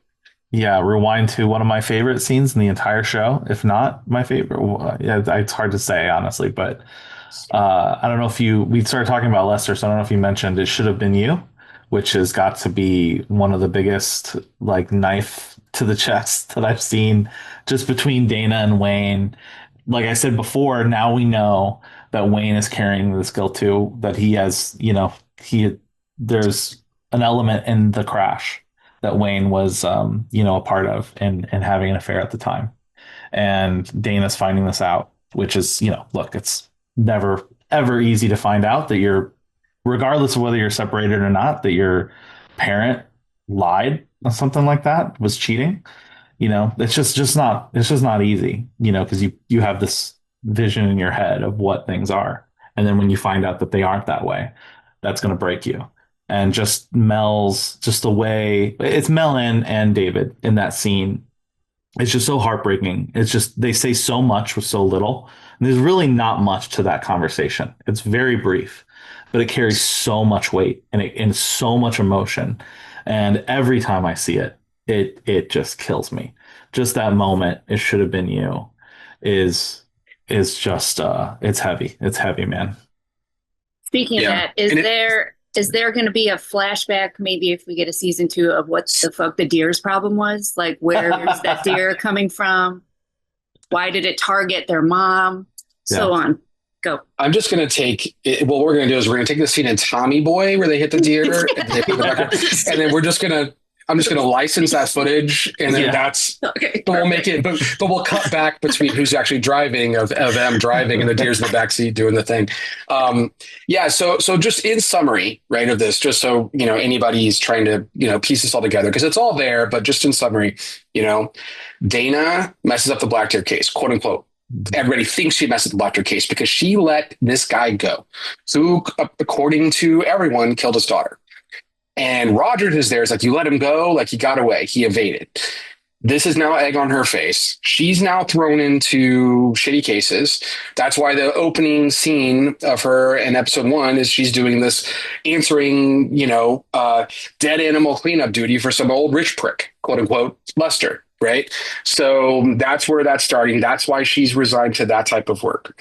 And but 2 years prior, because of the Black Deer case, she's at the bar drinking at Nella's, and a townie picks a fight with her because it's like, oh, look, there's the cop that started shit that let him go. And then Dana and him get in a fight. Something happens. And then Nella calls to, like, can you get her out of here? Because now she's a cop and it's complicated, and calls Wayne. But Wayne does not answer the phone. And the reason why Wayne does not answer the phone is because that night he is having an affair with Patty. And then sorry, with Diane. I think everybody knew what you meant. He's having an affair with Diane. And then they have to call Patty, who was with M at that time. What they were doing something together that could be a future thing. And then M is young, wants to drive on the roads at night to go pick up Dana, and then that's when they hit the deer. So everyone, right? If Wayne had only answered the phone, maybe this Patty wouldn't have died. If Dana had not messed up the Black Deer case and gotten in a fight at the bar, then maybe Patty would have died. And with M, who was driving at the time of the accident, maybe Patty would have died. So all of them, we can, again, that's all there, if you're pulling it out, but just to kind of summarize it all, so we kind of have that information, I think is important. And then now, Ibrahim has, inadvertently kind of messed up. Like, he's not thinking about this gun, right? That's there. He's focused on, wait a second, I think I'm putting this together. Like you saw this at this time, and that's given, I think, Blaine some pretty interesting information, for him to piece stuff together, because at the beginning, also someone at the very beginning of the episode, they were confused. Like, how does Blaine know all this? And it's like, he's reading his notebook.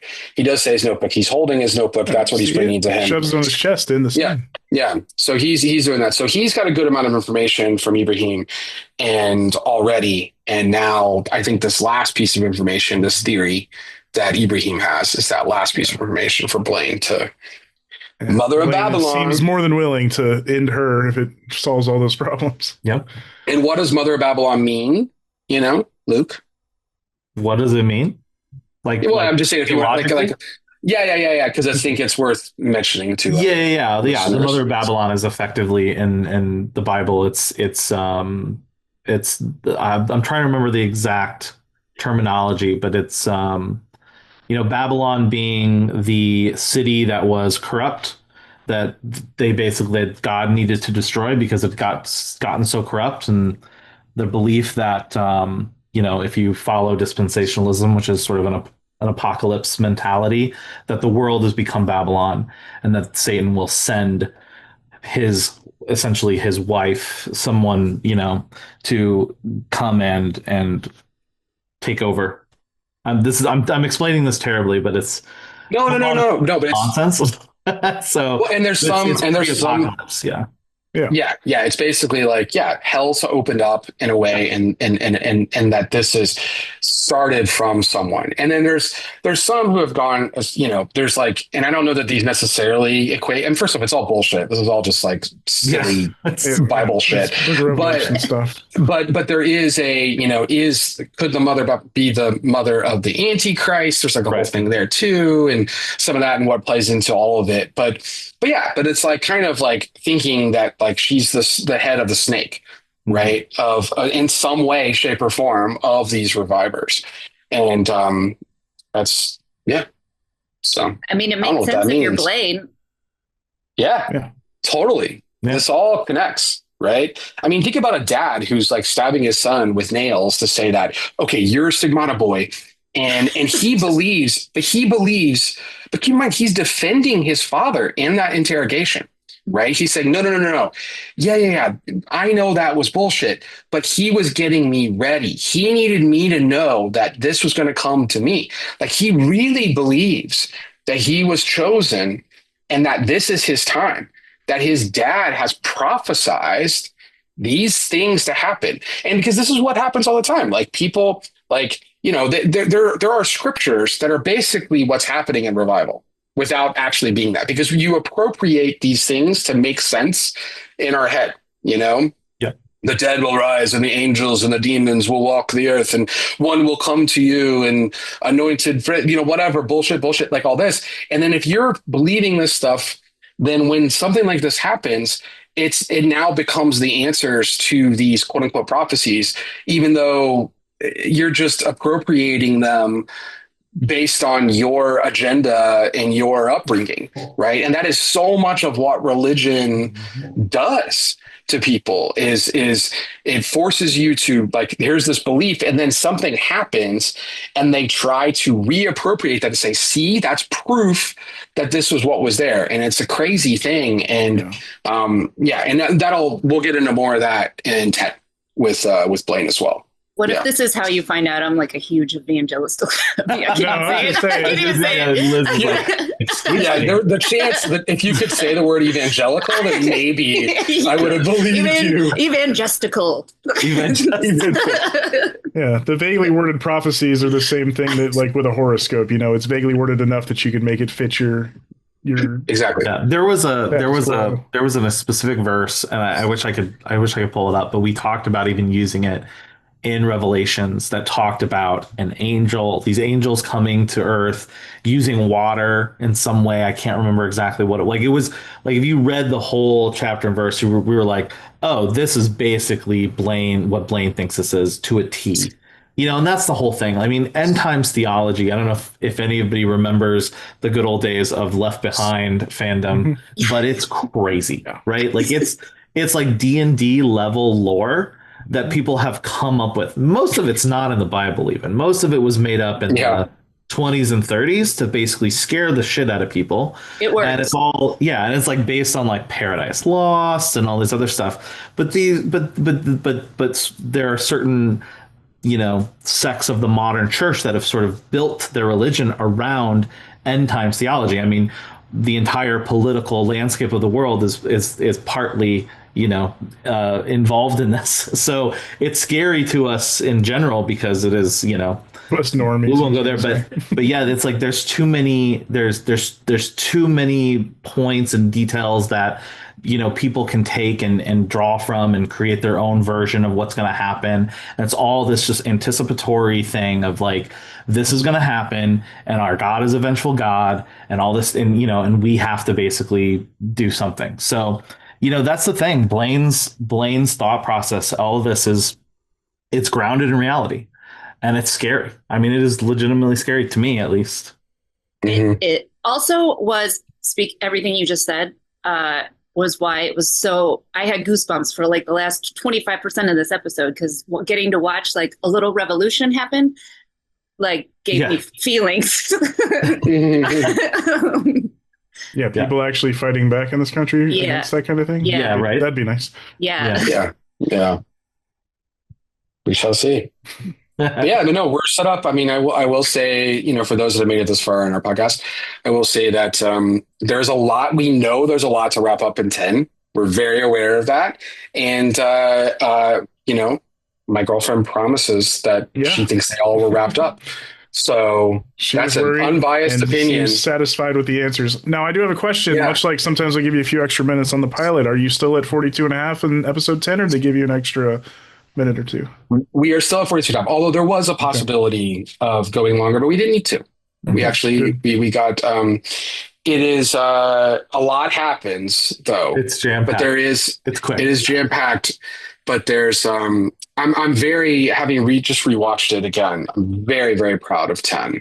Love 9 as well. And, 9 was great. You guys have been on, again, there's not been a dud in the mix, don't get me wrong, but once you said 6 was kind of a repilot of sorts, I would argue even 7 being a little bit of a breather fallout. Mm-hmm. 6 onward, you guys have just been, it's going, it's moving, it's breakneck in cases, but not like at the expense of plot. You're still answering things. And if you can't answer things, some Redditor will call you out on it, then you'll fight back and say, no, it was here in episode 4, minute 32, asshole. It's there. It's there. Yeah, but a lot is coming. Yeah. A lot is coming. And I mean, I said this on Twitter, but like in the room when we were doing the mix, 4 different people were crying in episode 10. And including like a dude who's like, I never cry, and whatever. And he was like crying. So one of the sound engineers. And so I mean, it's the thing. There's a lot going on. And but yeah. So I'm trying to prepare myself for the emotional fallout that we'll get, but that's all I'll say. Yeah. I'm scared. Well, I think both of us are thinking like, does that mean death or reunitings or disappearings we'll see. It could be a combo thereof. I just realized I look like this pillow behind me.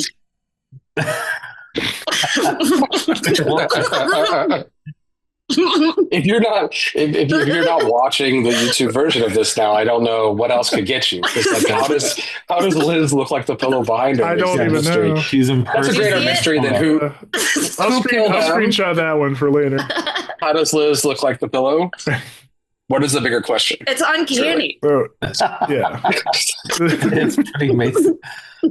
But yeah, I can't believe we have made it already we're at the end of the penultimate episode, ready for the season finale next week. So yeah, these have been awesome. Episode 9 was killer. I was a fan. It's one of my favorites. I believe in you guys. I do believe you're going to wrap it up. You have the stage is set. It seems like for everybody that we are supposed to be concerned with and where they're at. So excited to see it unfold here. Do you have theories? Do you guys have theories? No,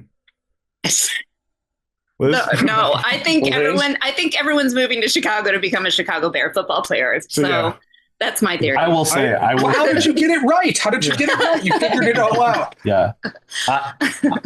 One of the things that excites me is that, and look, it's a small sample size. Don't get me wrong. I'm very aware that it's an anecdotal sample size, but I have not seen a single person guess right yet. Not a single part. I have not seen a correct guess. And the guesses that I have seen, and I don't want to say them because I don't want Pete to, but they're hilari's. You're talking about just the way the season ends? Just the way the season ends, yes. Okay. I'm very excited because, there was a world where I was like, did we pull it off? Right? Like that's the big thing. And I'm pretty happy to say, as far as I know, as far as I can tell, nobody got it. Martha turns into a lobster boy. No? Yeah. Yeah, lobster boy. Yes. I think if I was watching this in week to week or anything in a different capacity that I'm doing, I'm truly living in this because of the way we're doing the recaps, where I'm not thinking too hard ahead, and I think I'm enjoying it more because of that. So I truly don't have because I've read the comics, and I do know where they go, and I know where you guys have deviated. So I truly don't have a prediction. So I'm as excited as anybody to see it. Again, we don't, I said at the end of last episode, we don't jump ahead. We watch these the week of release like everybody else is doing. So we were kind of live with the reactions and everything else. So I'm enjoying doing that. It's like the way I wish people consume stuff more, not just for consumption, but for enjoyment. Yeah, I watched a podcast with people recapping 9, and then at the beginning of the podcast, this dude was like, he's like, "Well, I know who it is. I know," and he said, "I know 100% Wow. certainty who the killer is." And I was like, "Oh my goodness!" So then I quickly just like fast forward to the end. I'm like, he's like, "I'll say it at the end," and I get there. It's like, okay, all right. So this person's probably figured it out. Shit. And I get there and he's completely wrong. He's completely wrong. And it made me so happy. And it's on the internet forever. What's so fun is, and we'll talk about this in 10, obviously, in much more detail, and before we wrap here. But I will say, what's fun is we've deliberately done things to make people like we have baited hooks that people are biting, and it makes me so happy that they're biting them. Like I was like, I don't, is anyone really going to bite this hook? Is this actually going to happen? And they are, and they're just running with it, and that makes me so happy. But like TV Time and TV Track, or track.tv or whatever, and different message boards and Reddit and all this stuff, and comments and everything. Yeah, I have not seen. I also have not seen someone say what is actually going to happen in episode 10, which is pretty, I mean, that like, regardless of what people think of the episode, the fact that we're here and we've gotten this far, and I have not seen, there's not like a thread. Like there were people who figured out Brent, which I knew was kind of possible. That's the reason why that scene of Brent in the car happens before you do the reveal. Cause it's like, it's okay. Like if you're there, it's not like this is the end of the world. A lot of people grabbed it the prior episodes when she first pats him. And that's great. That's great. That's awesome. I mean, he was supposed to be revealed in that episode anyway, so that was kind of the thing, So they can pat themselves on the right arm for that one. But so far, we'll see how it goes. Yeah. Yeah, it's like we did a magic trick, and you're like, okay, did we do the sleight of hand well enough that we got through? Like, did we trick people? Does the illusion work? And I think the illusion might have worked.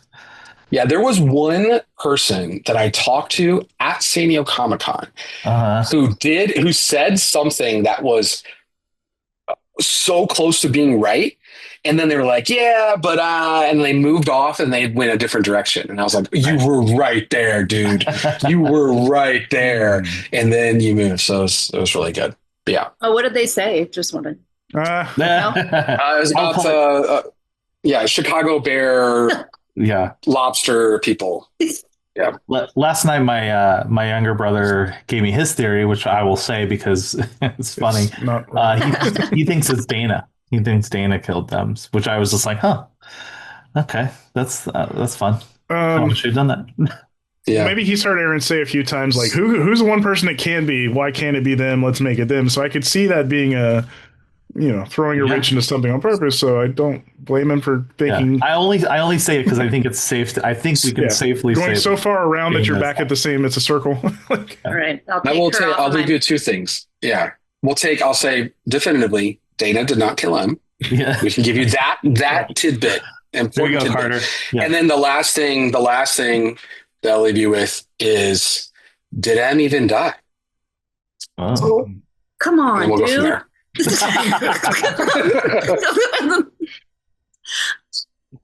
All right, we'll stay tuned next week for Liz to either yell at him for that or say like, oh shit, you really threw me for a loop with that. Yeah, we're excited to see how it unfolds, and again, we'll talk about it and what we might have been leaning toward, but yeah, I truly don't have a thought necessarily in my head because I'm week to week in it, old school. Love it. Cool. Yeah. Well, thank you guys. Appreciate it. Thank you very much. We'll see you for the season finale here on the other side. Yes, sir. All right. Take care. Thank you again to the gents for the discussion on episode 9. We move now to a chat with an actor who you may know from roles in films including Anton Fuqua's Emancipation on Apple TV, the horror anthology VHS 99, and several TV shows including Westworld, Snowpiercer, and The Walking Dead. Possibly even for his voice and motion capture work of Trevor Phillips in the Grand Theft Auto 5 game. But if you're tuning in here, you certainly have seen him plotting and scheming and scene stealing, as we said, as Revival's resident Revival hater, Blaine Abel. He is Mr. Steven Ogg. Steven, thank you so very much for joining us on the program here. Thank you for having me. I just decided to put my hair into a sort of the douchey sunglass back because I have a fan blowing on me since I always refuse to use AC. Right. Hair's blowing, trying to keep it clean for the kids. Although Blaine Abel does have those luscious locks that I always have blowing. So maybe I just always require a fan. Hey, no worries. I love it. I lived in South Pass myself long ago, and trust me, we had a very rickety AC, and it was hard to use. So, yeah, we've I got understand. the whole house, can all central air. I don't know. I've always just been a non-AC guy, so I keep fans on me. It's the native Canuck in you, we're going to assume, maybe. I guess, yeah. So before we get into Revival proper, what we like to do is jump all the way back to the early days, and we do ask guests, was acting always the path for you? Did you have dreams of being something else before acting maybe found you? I know you'd grown up doing some theater, so was performing like a family thing, or did you just know early on before most of us that you knew what you wanted to do? I realized I was in the dark. Okay. Which I thought was kind of cool. And then I looked at the screen and I was like, am I seeing it all? Not that I need to be. No, you're fine. No, the performing thing was just something that I did since I did a performance of Betty Boop in drag in elementary school, and I don't know why. And I used to take credit for it, thinking I was creatively already right there in elementary school. But my mom pointed out once doing a podcast similar to this. And I went and I asked her because she happened to be visiting, and she said, no, that was your teacher, your kindergarten teacher, Mrs. Prasso suggested it.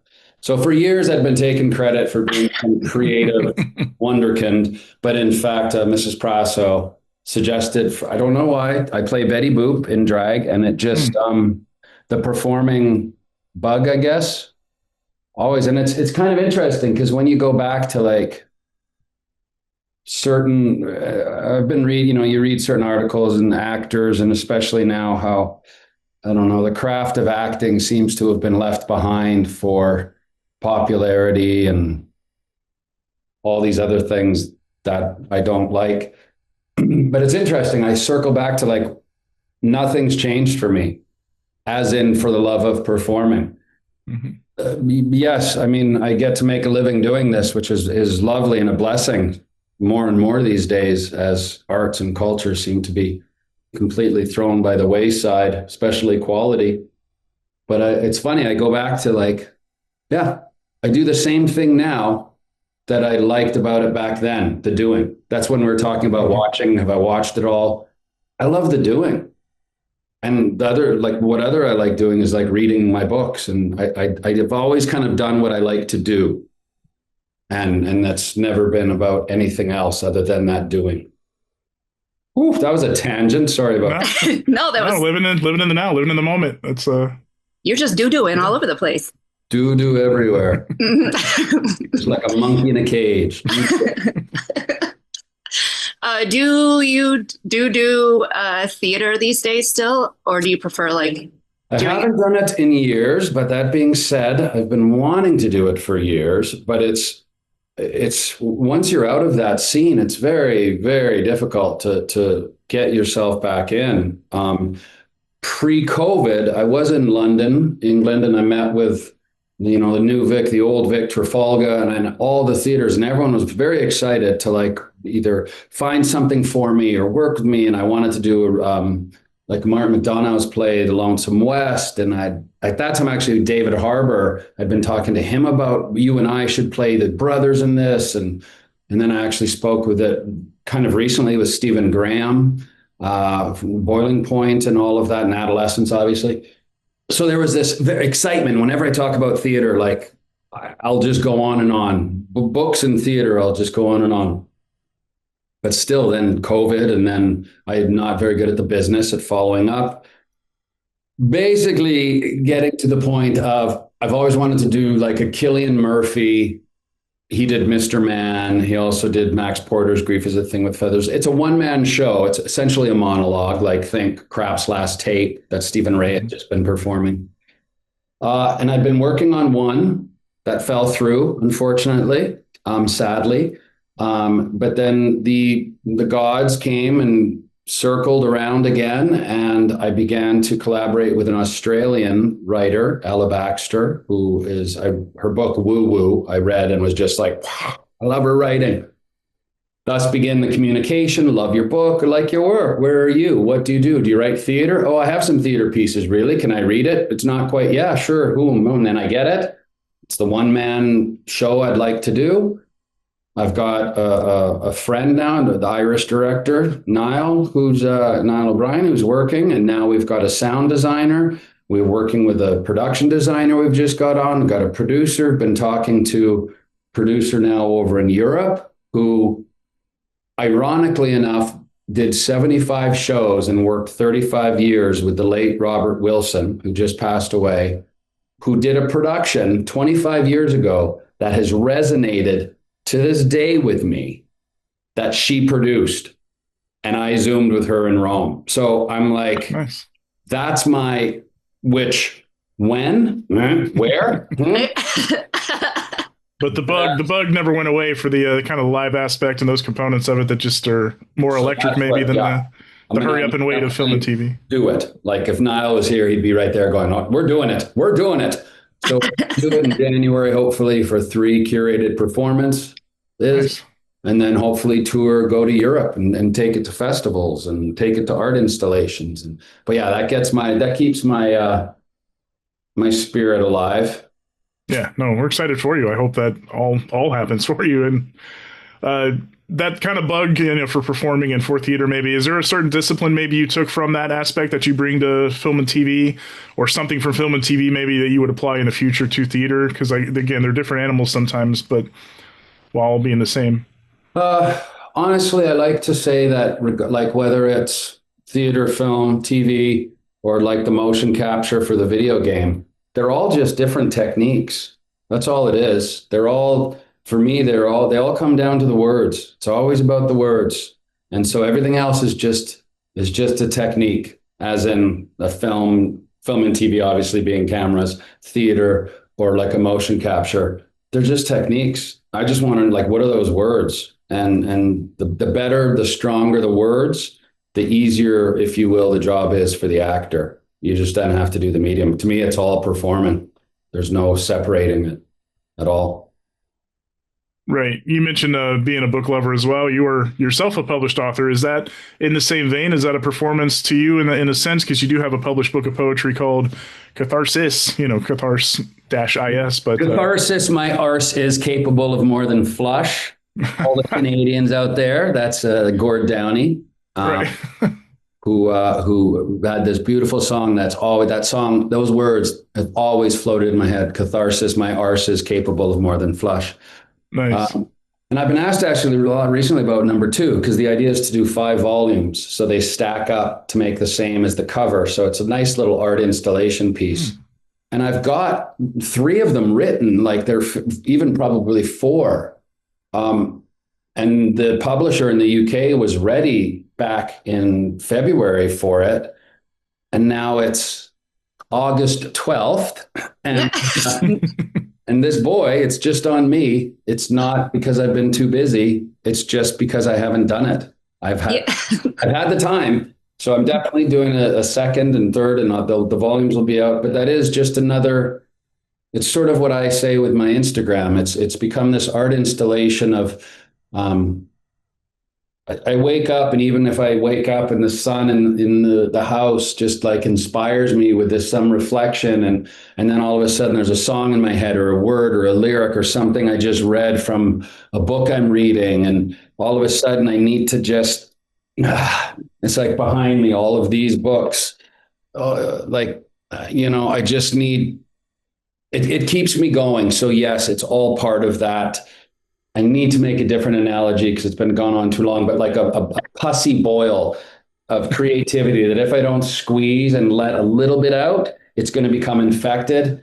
I prefer that analogy. Thank you. Yeah. The pussy boil. I'm trying to think of some better one, but it's just that would work. I need to express. Let's put it that way. I do like to express. Speaking of expressing, when approaching the character of Blaine, did you draw any inspiration from anyone you knew, or a evangelist out there, or some kind of charlatan, or in a book you read? My biggest thing, which I talked, to Luke about a lot, and Aaron, Luke and Aaron, was I was always feeling very Nick Cave with him, just in his presence, in this sort of, and at that point, his album Wild God, was it out yet or not? I don't know, but just Nick Cave's presence on the stage and the way he kind of carries himself. And the hair, at one point I was thinking of doing like jet black hair for Blaine, but then realizing because of the small town he's in and sort of the work he wouldn't dye his hair. You know what I'm saying? Like that wouldn't work. But so Nick Cave was a big influence for sort of what I wanted to do, and for his presence. I wanted to just have someone that just was in his stillness, and his power was just, he didn't need to do anything the whole time. I was like, no, I don't want to get worked up because I'm not the one to judge you. The man up above is going to judge you. So that was a big thing, is I wanted to play a lot with that stillness and that, hey man, that's who's gonna figure this shit out. So that was sort of how it all came, that character. And then it came more from the doing, because it doesn't matter how much you work on it and what you think of it until you're on set and you're with everyone else and you're in the environment. It's sort of, I think, through the episodes, Blaine becomes even more myopic in this vision and focus, which 9 ends on, and I think 10 carries out hopefully beautifully. Again, you never know what they have to do with the edits and the cuts, but there's this one shot that I can't wait. Just like, I hope it's as when we did it, it was like, oh fuck. Nice. Cool. Look forward to seeing that. He also teased he might possibly sing in the finale. We'll see if that made the cut as well. I love the answer of Nick Cave as a comp, because you definitely, now that you say it, that's his essence is kind of there. You can get like the long black coat. I think maybe Papa Abel would have been the real charlatan who would have dyed his hair jet black. And you're right, Blaine truly believes he's not the fraud and he was Stigmata Boy. Which, speaking of, red right hand, if you will. Yeah. But right. But yeah, that's I like that answer a lot. Did you have a favorite moment to shoot in this second block of Blaine's kind of rise to power? Or I know you got a lot of monologues, some radio sermons, if you will. You got to play off of most of the main cast as well. Is there anything that stands out in particular? I know you mentioned falling in love with a few cast members when you did get the play. There's always like, listen, you never, like, picking a favorite scene or a favorite actor on a shoot would be like choosing your favorite child, or like someone's going to be hurt. So yeah. We had such a wonderful shoot. They're just a great group of people, but certainly, having mentioned the one that certainly resonated, that I remember, and it doesn't mean that the others are less than, it's just, this is the one where it embodied a lot. And that was when it was in 9, right, with Andy and I, and Andy McQueen, and we'd never worked together nor met. And the scene in 9 is with me, right? With him, the gun. Yes, gun to his head. Yeah, that's how you escape the police station. I just don't want to make sure I'm not. No, we won't spoil. Fucking up my story or something that didn't happen in the show. No, all good. So with that scene, when I was with Andy, and I'm on top of him, and we're just face to face. As we started that early on in the scene, there was trains near the warehouse we were shooting. So normally what happens is when there's a sound issue, either sound will call it, or the director, Samir, in this case, he might call it. And he might, you just, all right, cut, we can't get sound, so there's no point in continuing the scene. But in this case, we were being over top of Andy, and Samir, the director, was really great at recognizing a moment that Andy and I were having, that 2 actors were connecting in this. And he let it play. And then I think I was asking Andy too. I was like looking down. I'm like, "You cool holding?" And like, "Are you good? You good?" And he was like, "Yeah." And I was just like, "Just hold. Just keep holding." And now you don't know how long this train is going to be, but luckily it was short enough that it allowed, and it was obviously more than 30 seconds because a train doesn't take 30 seconds. So whatever minute and a half, I don't remember how long, but of just Annie and I the whole time, we're just locked in on each other. Just continuing what the scene is all about, just processing what is happening. To have all of that, and then we could hear the train dissipating, and we just picked right up into the scene and finished the whole scene, and boom. And it was just like, fuck. It felt so good. And it was so lovely of everyone to allow us to not even indulge in that, but just to exist.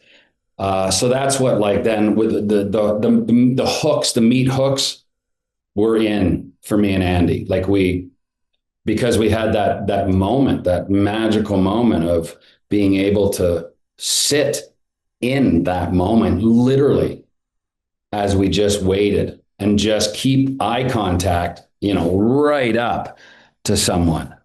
Mm-hmm. Beautiful thing. It was super wonderful. So that just stood out because of that, not because, other things were less than. Right. Did other people in the room feel that too? Or do you think it was just between you two? Have to ask them. I don't know. First, but they haven't broken eye contact. I mean, certainly everyone recognized that was pretty cool. Yeah. Yeah. That it was something quite different and unique to go this way, actually. Sorry. That it was quite unique and cool and special. Yeah. We had Andy on episode 5. I believe he said he had a little bit of theater background as well. So maybe you guys just have that muscle to be able to lock in and have that kind of energy and understand the moment. Well, normally, again, it's not like you just have to cut, right? Because you don't want to wasting all of that. Exactly. In this case, no, we were allowed, and it's very grateful. No, and again, the scenes with him are dynamic throughout this episode. You guys, it starts with you, gun to his head. Then you have conversations. Ends with you again, gun to his head to get away. So again, we leave us at the church with you seeing him, and we don't know what happens in 10 yet, but we're that's what was interesting. Because those characters, there is a sort of a curiosity about each other. And, what can you do to help? And is there a possibility to help, right? And this is about how can we exist with differences. And as we can see, it's going wonderful in America, at least. Yeah. Although differences are being embraced every day, more and more. So I think it's great. We've all Aaron, Luke, all of us, we've all tangented a few times during this run of episodes, just because they were writing this pre the current administration, and some of the stuff where they had notes that were like, oh no, that's too far, they'd never do that, they would never do this, they would never lock people up. And here we are. we won't rant on that ourselves, but that dynamic too with your character is a man of faith, and he's questioning the faith with science, and Andy, being a man of science, is now questioning his science with the faith that he's seen, and seeing the passenger up close and things like that. So the dynamic certainly shine through, be it that moment or all the moments you guys got to share together in this one. It's layered. It's cool. That's what makes it interesting, right? And how do these people? That's why I like a season 2 would be lovely just for the further exploration of such. Of can we meet somewhere that works for both of us? Not to make any sort of social commentary, because there's entertainment just for entertainment, and it's we escape. But it's fun to play with that, Fun to watch. Right? Hopefully. Yeah. It's the goal. Back to you, as a human being. Back to you, Steven. As a human being, living on the planet Earth, do you have any hobbies or interests outside of acting that might surprise people? I think just I read, got books. I'm 3 books right here beside me. And that's, that's sort of my thing. as I love to read. That's my biggest thing, I'd say. Well, you keep yourself busy, so I imagine you do not have the downtime of some of the normies out there. Oh, I have I'll go through 5 or 6 novels in a like a week to 10 days. Holy cow. I read a lot. I just go and sit out in the sun like Ray Winston in Sexy Beast minus the banana hammock. I just read, and that's I honestly get my joy out of that. Aside from, the morning routine and walking the dog and doing all these other things. What's your dog's name? Sattva. Sattva. The Bodhisattva. Well, he's the ass end of the Bodhisattva, so, which is appropriate, Sadi, right? And so, yeah, those are, I haven't got into any sort of woodworking or anything like that. Hey, Not yet. still time. I still prefer to, be acting. It's always when I'm acting and working on something, that's my greatest still is my greatest joy. Like anytime I get to be on set, I really like it. No, understood. There's something magic about it for sure. Do you mentioned, the one-man show and some of the theater projects. Do you have one dream role out there or one dream project, maybe a genre you'd like to play in that you haven't had the chance to, or play a historical figure or a certain character maybe? I mean, I doing this would be one of my dream projects. Like when the other one fell through, it was a real devastation for me because this isn't something I've been wanting for a year or two. I feel like this has been since I was 16 or 17. Right. So it's been a long road that I want to see it come to fruition. I think one day I would, and I don't have the bucket list, and I certainly don't have any. Honestly, like my ambitions are to work. Like if I can be working, and that's the greatest. I mean, obviously there's, filmmakers that I'd love to work with, and they're certainly not your typical. So like a Paul Thomas Anderson, I'd say is probably the most recognizable and quick off the head thing I can think of. But mine are generally European directors, and I don't even know what art house means nowadays. But if you look at the A24s of the world or the movies, like there's this movie film Harvest with Caleb Landry Jones. Man, those are the films that just excite me because they're different, they're unique, they got a voice. But when it comes to like theater, I would love to do Lonesome West, Martin McDonagh's Lonesome West. I saw that on Broadway over 20 years ago, 25 years ago, and I don't think it's been put back up. I'd love to do that, like me and Stephen Graham as Irish brothers, or even a David Harbour, or so many actors I'd love to do Lonesome West with. And honestly, this, it's funny, I say I don't have a bucket list, now I've listed 2. But Jerusalem is one of the best, I think, 21st century play, or one of the best plays ever written by Jez Butterworth. And Johnny Rooster fucking Byron is such a spectacular character. And I was so blessed to see Mark Rylance do it in New York.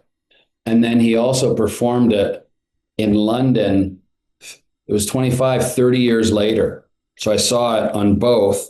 He did, and it's a 3-hour epic performance. This Johnny Rooster Byron is like Iago combined. He's just an incredible character. Mm-hmm. And Mark's performance and his energy hadn't changed. Still mind-blowing to see. Oh, yeah. He's one of the greats. Absolutely. And that, Kim Cortez, he did it. He did the Canadian, the premiere the only time. And I remember talking to him just before doing it because he was like, fuck, it's a lot to do. And I haven't seen him since, but I know he won an award for it. But I think I've probably got maybe 10 years still that I could potentially do it. So maybe if this one-man thing goes and people say, oh, he can act, then maybe I'll get something like that or have to just do it myself. No, yeah. We're pulling for you. No more global pandemics, no more strikes, no more wildfires. So many things giving hiccups in the industry, but we're hoping that does come through for you. Yeah, you've got more than 10 years. You'll play younger than you are, I think, for a good while. Oh, I think you're underrated as a chameleon. You get a mustache on you, you get a different hairdo, and you're a different guy. And a lot of stuff we've seen. So think he can pull it off. Now he's voguing. We've got him voguing. Yeah, to the audio listeners, that was you missed supposed to Steven be Ogg me voguing. blushing, and it looked like a retro Vogue. Yes. Oh no, whatever we can say to make you blush, because we mean it. Nothing but heaps of praise by Aaron, by Luke in our recaps, week to week for you. Every time you have a scene, you do steal it. And again, that's no offense to this amazing cast. It's just the camera loves your face.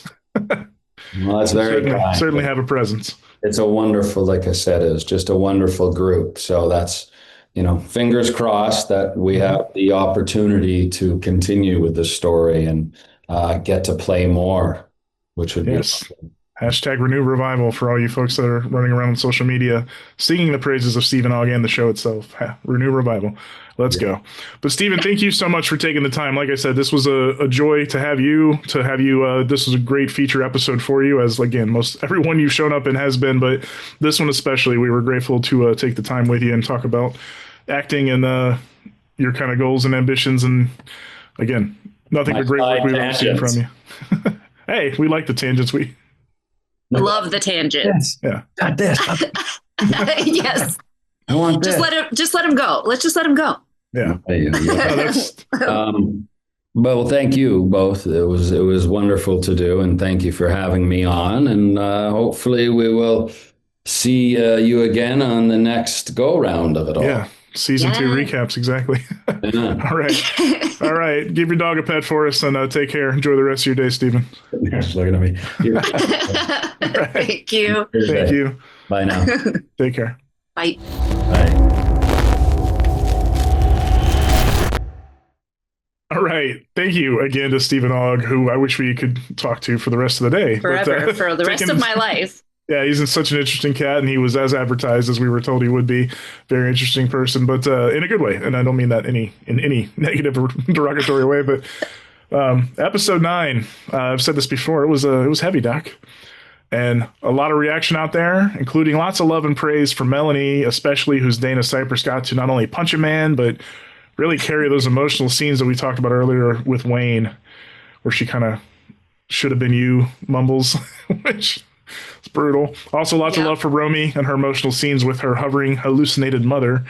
And I think Wayne got most of the ire this week on social media that was reserved for Rhodey the previous week. Although some people were still mad at Rhodey, but Wayne really got it this week. Oh, even when he came in, it's like, "Are you okay?" And everybody's like, "Shut up, Rhodey. We're still mad at you." We have to know that he wouldn't have done that if he didn't have to. Okay, we know that. He was tortured. He was told he'd lose family. We would have done the same thing. I would have I would have thrown everybody under the bus. I wouldn't do that. Maybe. But yeah, let's jump into some reaction here. All right. Owen, via the TV Time thread, said, in the last scene, the guy who saved M has a syringe and is ready to inject her. Now, he was at the facility. I reckon he has the water syringe and not the snake venom one. If so, they will all have a nice surprise very soon. Yeah, we didn't actually discuss that in the episode, but a few people did mention that they thought Tyler gave her the good stuff because she did break the chains moments later. And I think possibly that is what happened. He gave her the good juju from Dr. Carl. Right? Yeah, L's at Sunflower Wings. We've read a comment or two from them before via Twitter said, I just want to say that everyone in this cast nailed all caps it tonight, and I'm sending the bills your way for the emotional distress it caused me. I feel that because, I needed ointment after the goosebumps wouldn't go away. It's just Jade via the TV Time thread said, another great episode as always. I love seeing the side characters more involved in the scenes and being an active part of the story. The scene between M, her mom, and the therapist was so damn good. And the one between Dana and Wayne in the car? ? My heart hurt. I cried. Shout out to Romy and Mel for making me feel all that range of emotions. I truly can't wait to see how the story unfolds in the season finale. I'm beyond excited, but I'm also sad it's the last one, hopefully just for now. Fingers crossed emoji. Hashtag Renew Revival. That's me. I'm editorializing. But yeah, every time you say it, does AI like take it and put it on the internet somewhere? Okay. Let's hope it does something good, AI. But not just give a slap of people with extra fingers. But yeah, thank you to all actually who are dropping hashtags like Renew Revival and Revival Season 2 and the like. It can't hurt. We have one from at TravXL99 on Twitter who said, okay, hear me out. Em and her mom ran into a deer, in quotations, but there's still the unknown person in a deer mask. Did they hit the man somehow? Also, did the deer, man or animal, impale the mom? Were those antler punctures on her body? Hey! Aaron, not Aaron Weimer, our Aaron actually did confirm earlier in this recap that yes, those were in fact antler wounds. Cool. Deft Jack on Twitter said, I don't know how they're going to wrap this up in one episode, but I'm looking forward to seeing how they do. If Blaine really isn't the deer mask guy, I have no idea who is. It can't be Aaron's wife. Is it the person the checks were working for? I can't wait a whole week for the final episode. I also can't believe they're going to satisfy me in this last episode, but I mean, whatever. We'll get to that in a minute. I'll say one more special shout out to Deputy Dana Cypress, aka Deputy D Cypress on Twitter, who's been a big supporter of the program and listener to this after show. I know that they're a listener to this after show. Not only do they live tweet on the night when it airs, but they found the screenshot of Brent and Brant's donation box in the police station and shouted out Brant. So I'm like, they must be a listener. So thank you. Thank you for finding the Easter egg. Thank you for being so supportive of all things Revival, Deputy D. And yeah, to your point about the couple speculations on the killer, I will say that when the guys asked before we ended with them, do you have theories on the ending? I blanked out and I was like, I haven't been thinking about it really. Because I've just kind of been in the moment week to week with these recaps. But in the time since we hung up with them, I have texted Liz. I've even texted them. I was like, I want this for posterity just in case. I went down a rabbit hole, almost like a challenge to myself, and was like, wait a minute, I haven't thought about this. But now I do have 9 episodes worth, so I might be cheating a little bit because I do have all 9 to kind of think on this. But I did a process of elimination down to a couple people, and I really am starting to think it's one person. So I did make my own murder board. You murder boarded. Kind of did. But yeah, I might not be correct. I might be way off, in fact. Did they text you back at all? Did they say no? Like, I even said, don't text me back. We'll talk about it next week. Okay. But we'll see. I think you might be right, but we won't say. Do you have any kind of further thoughts on what this ending looks like? Because I'm starting to think a few things. No, but to what your point was before is because I haven't been trying to think ahead. I've just been trying to like take it episode by episode. And then when you texted me that, I was like, well, okay, he figured it out. I don't have to think about it. There's one other theory I have, and I'll talk about it on the show if I happen to be off. But I am starting to believe that it's not Blaine based on everything we've seen and heard. And I'm not saying Steven's giving away that he might be able to show up more, but I've actually been thinking he's not going to eat it in this finale. I think it's going to be not that. I could see them doing like a time jump where we see him not in Wausau anymore, but he is a revival preacher. Like he goes on the road, and that could be, again, not knowing anything yet. I imagine they do at the very end have some type of epilogue that moves forward, whether it's a month, 6 months, a year, something. We do kind of catch up with people, and that's where I could see Blaine being like the guy in the tent out in rural America. So that's my thought of where he could be. But again, that's what I want for him. Yeah, I truly don't know the kind of core for what's going to happen. I could see like Ibrahim finally showing up to Dana's door for the date, all these weeks, months later, or whatever. But maybe the last episode is just a 42-minute sex scene between the two of them. Maybe that's it. And they turn off the Gen Zs forever who hates sex scenes. And I don't like them either. I don't want them. Oh, come on. No, I don't want a finale of a 10-episode TV show to be all that, but no. I'm interested to see how it plays out. They certainly, like I said to them, they set the stage pieces to where I can kind of see where it's sort of going to go, but I truly don't know. And I love that I don't know. Yeah, me too. But again, like you, excited to see how it plays out. Season finale coming up next week or next hour or next few hours if you're listening to this in the wee future, however you're binging this. Yeah. We will be back for episode 10. Let's see. How do I normally wrap this up? I usually have an outro. Lost my thought there. Oh, I normally thank everybody. Yes, thank you to Aaron Koontz, to Luke Boyce, the Revival creators, showrunners, and EPs for their insights on this episode. which once again answered many questions, connected many dots, and had some action, had some really cool setup for what's to come here. So, Liz, you as well. Thank you. Thank you. Thank you. I never thank anybody. I just let you do it. You can thank Steven Ogg for me. Oh, thank you, Steven Ogg. Yes, pleasure to have him. Still sweating from that. Yes, Revival episode 9 in the books, as is this compendium recap. Thank you for tuning in. We will find you on the next one to discuss the season finale, episode 10, Rend the Veil, which is another title that's a biblical reference, I believe. Interesting. That and Mother of Babylon and Too Many Secrets. Total Bible reference, not sneakers at all. Adding it to the murder board. Yes, for Aaron, for Luke, for Liz, I'm Sean Talley, someone who did make his own murder board and can't wait to talk about it next week. Saying we will see you back here soon. Thank you. Bye.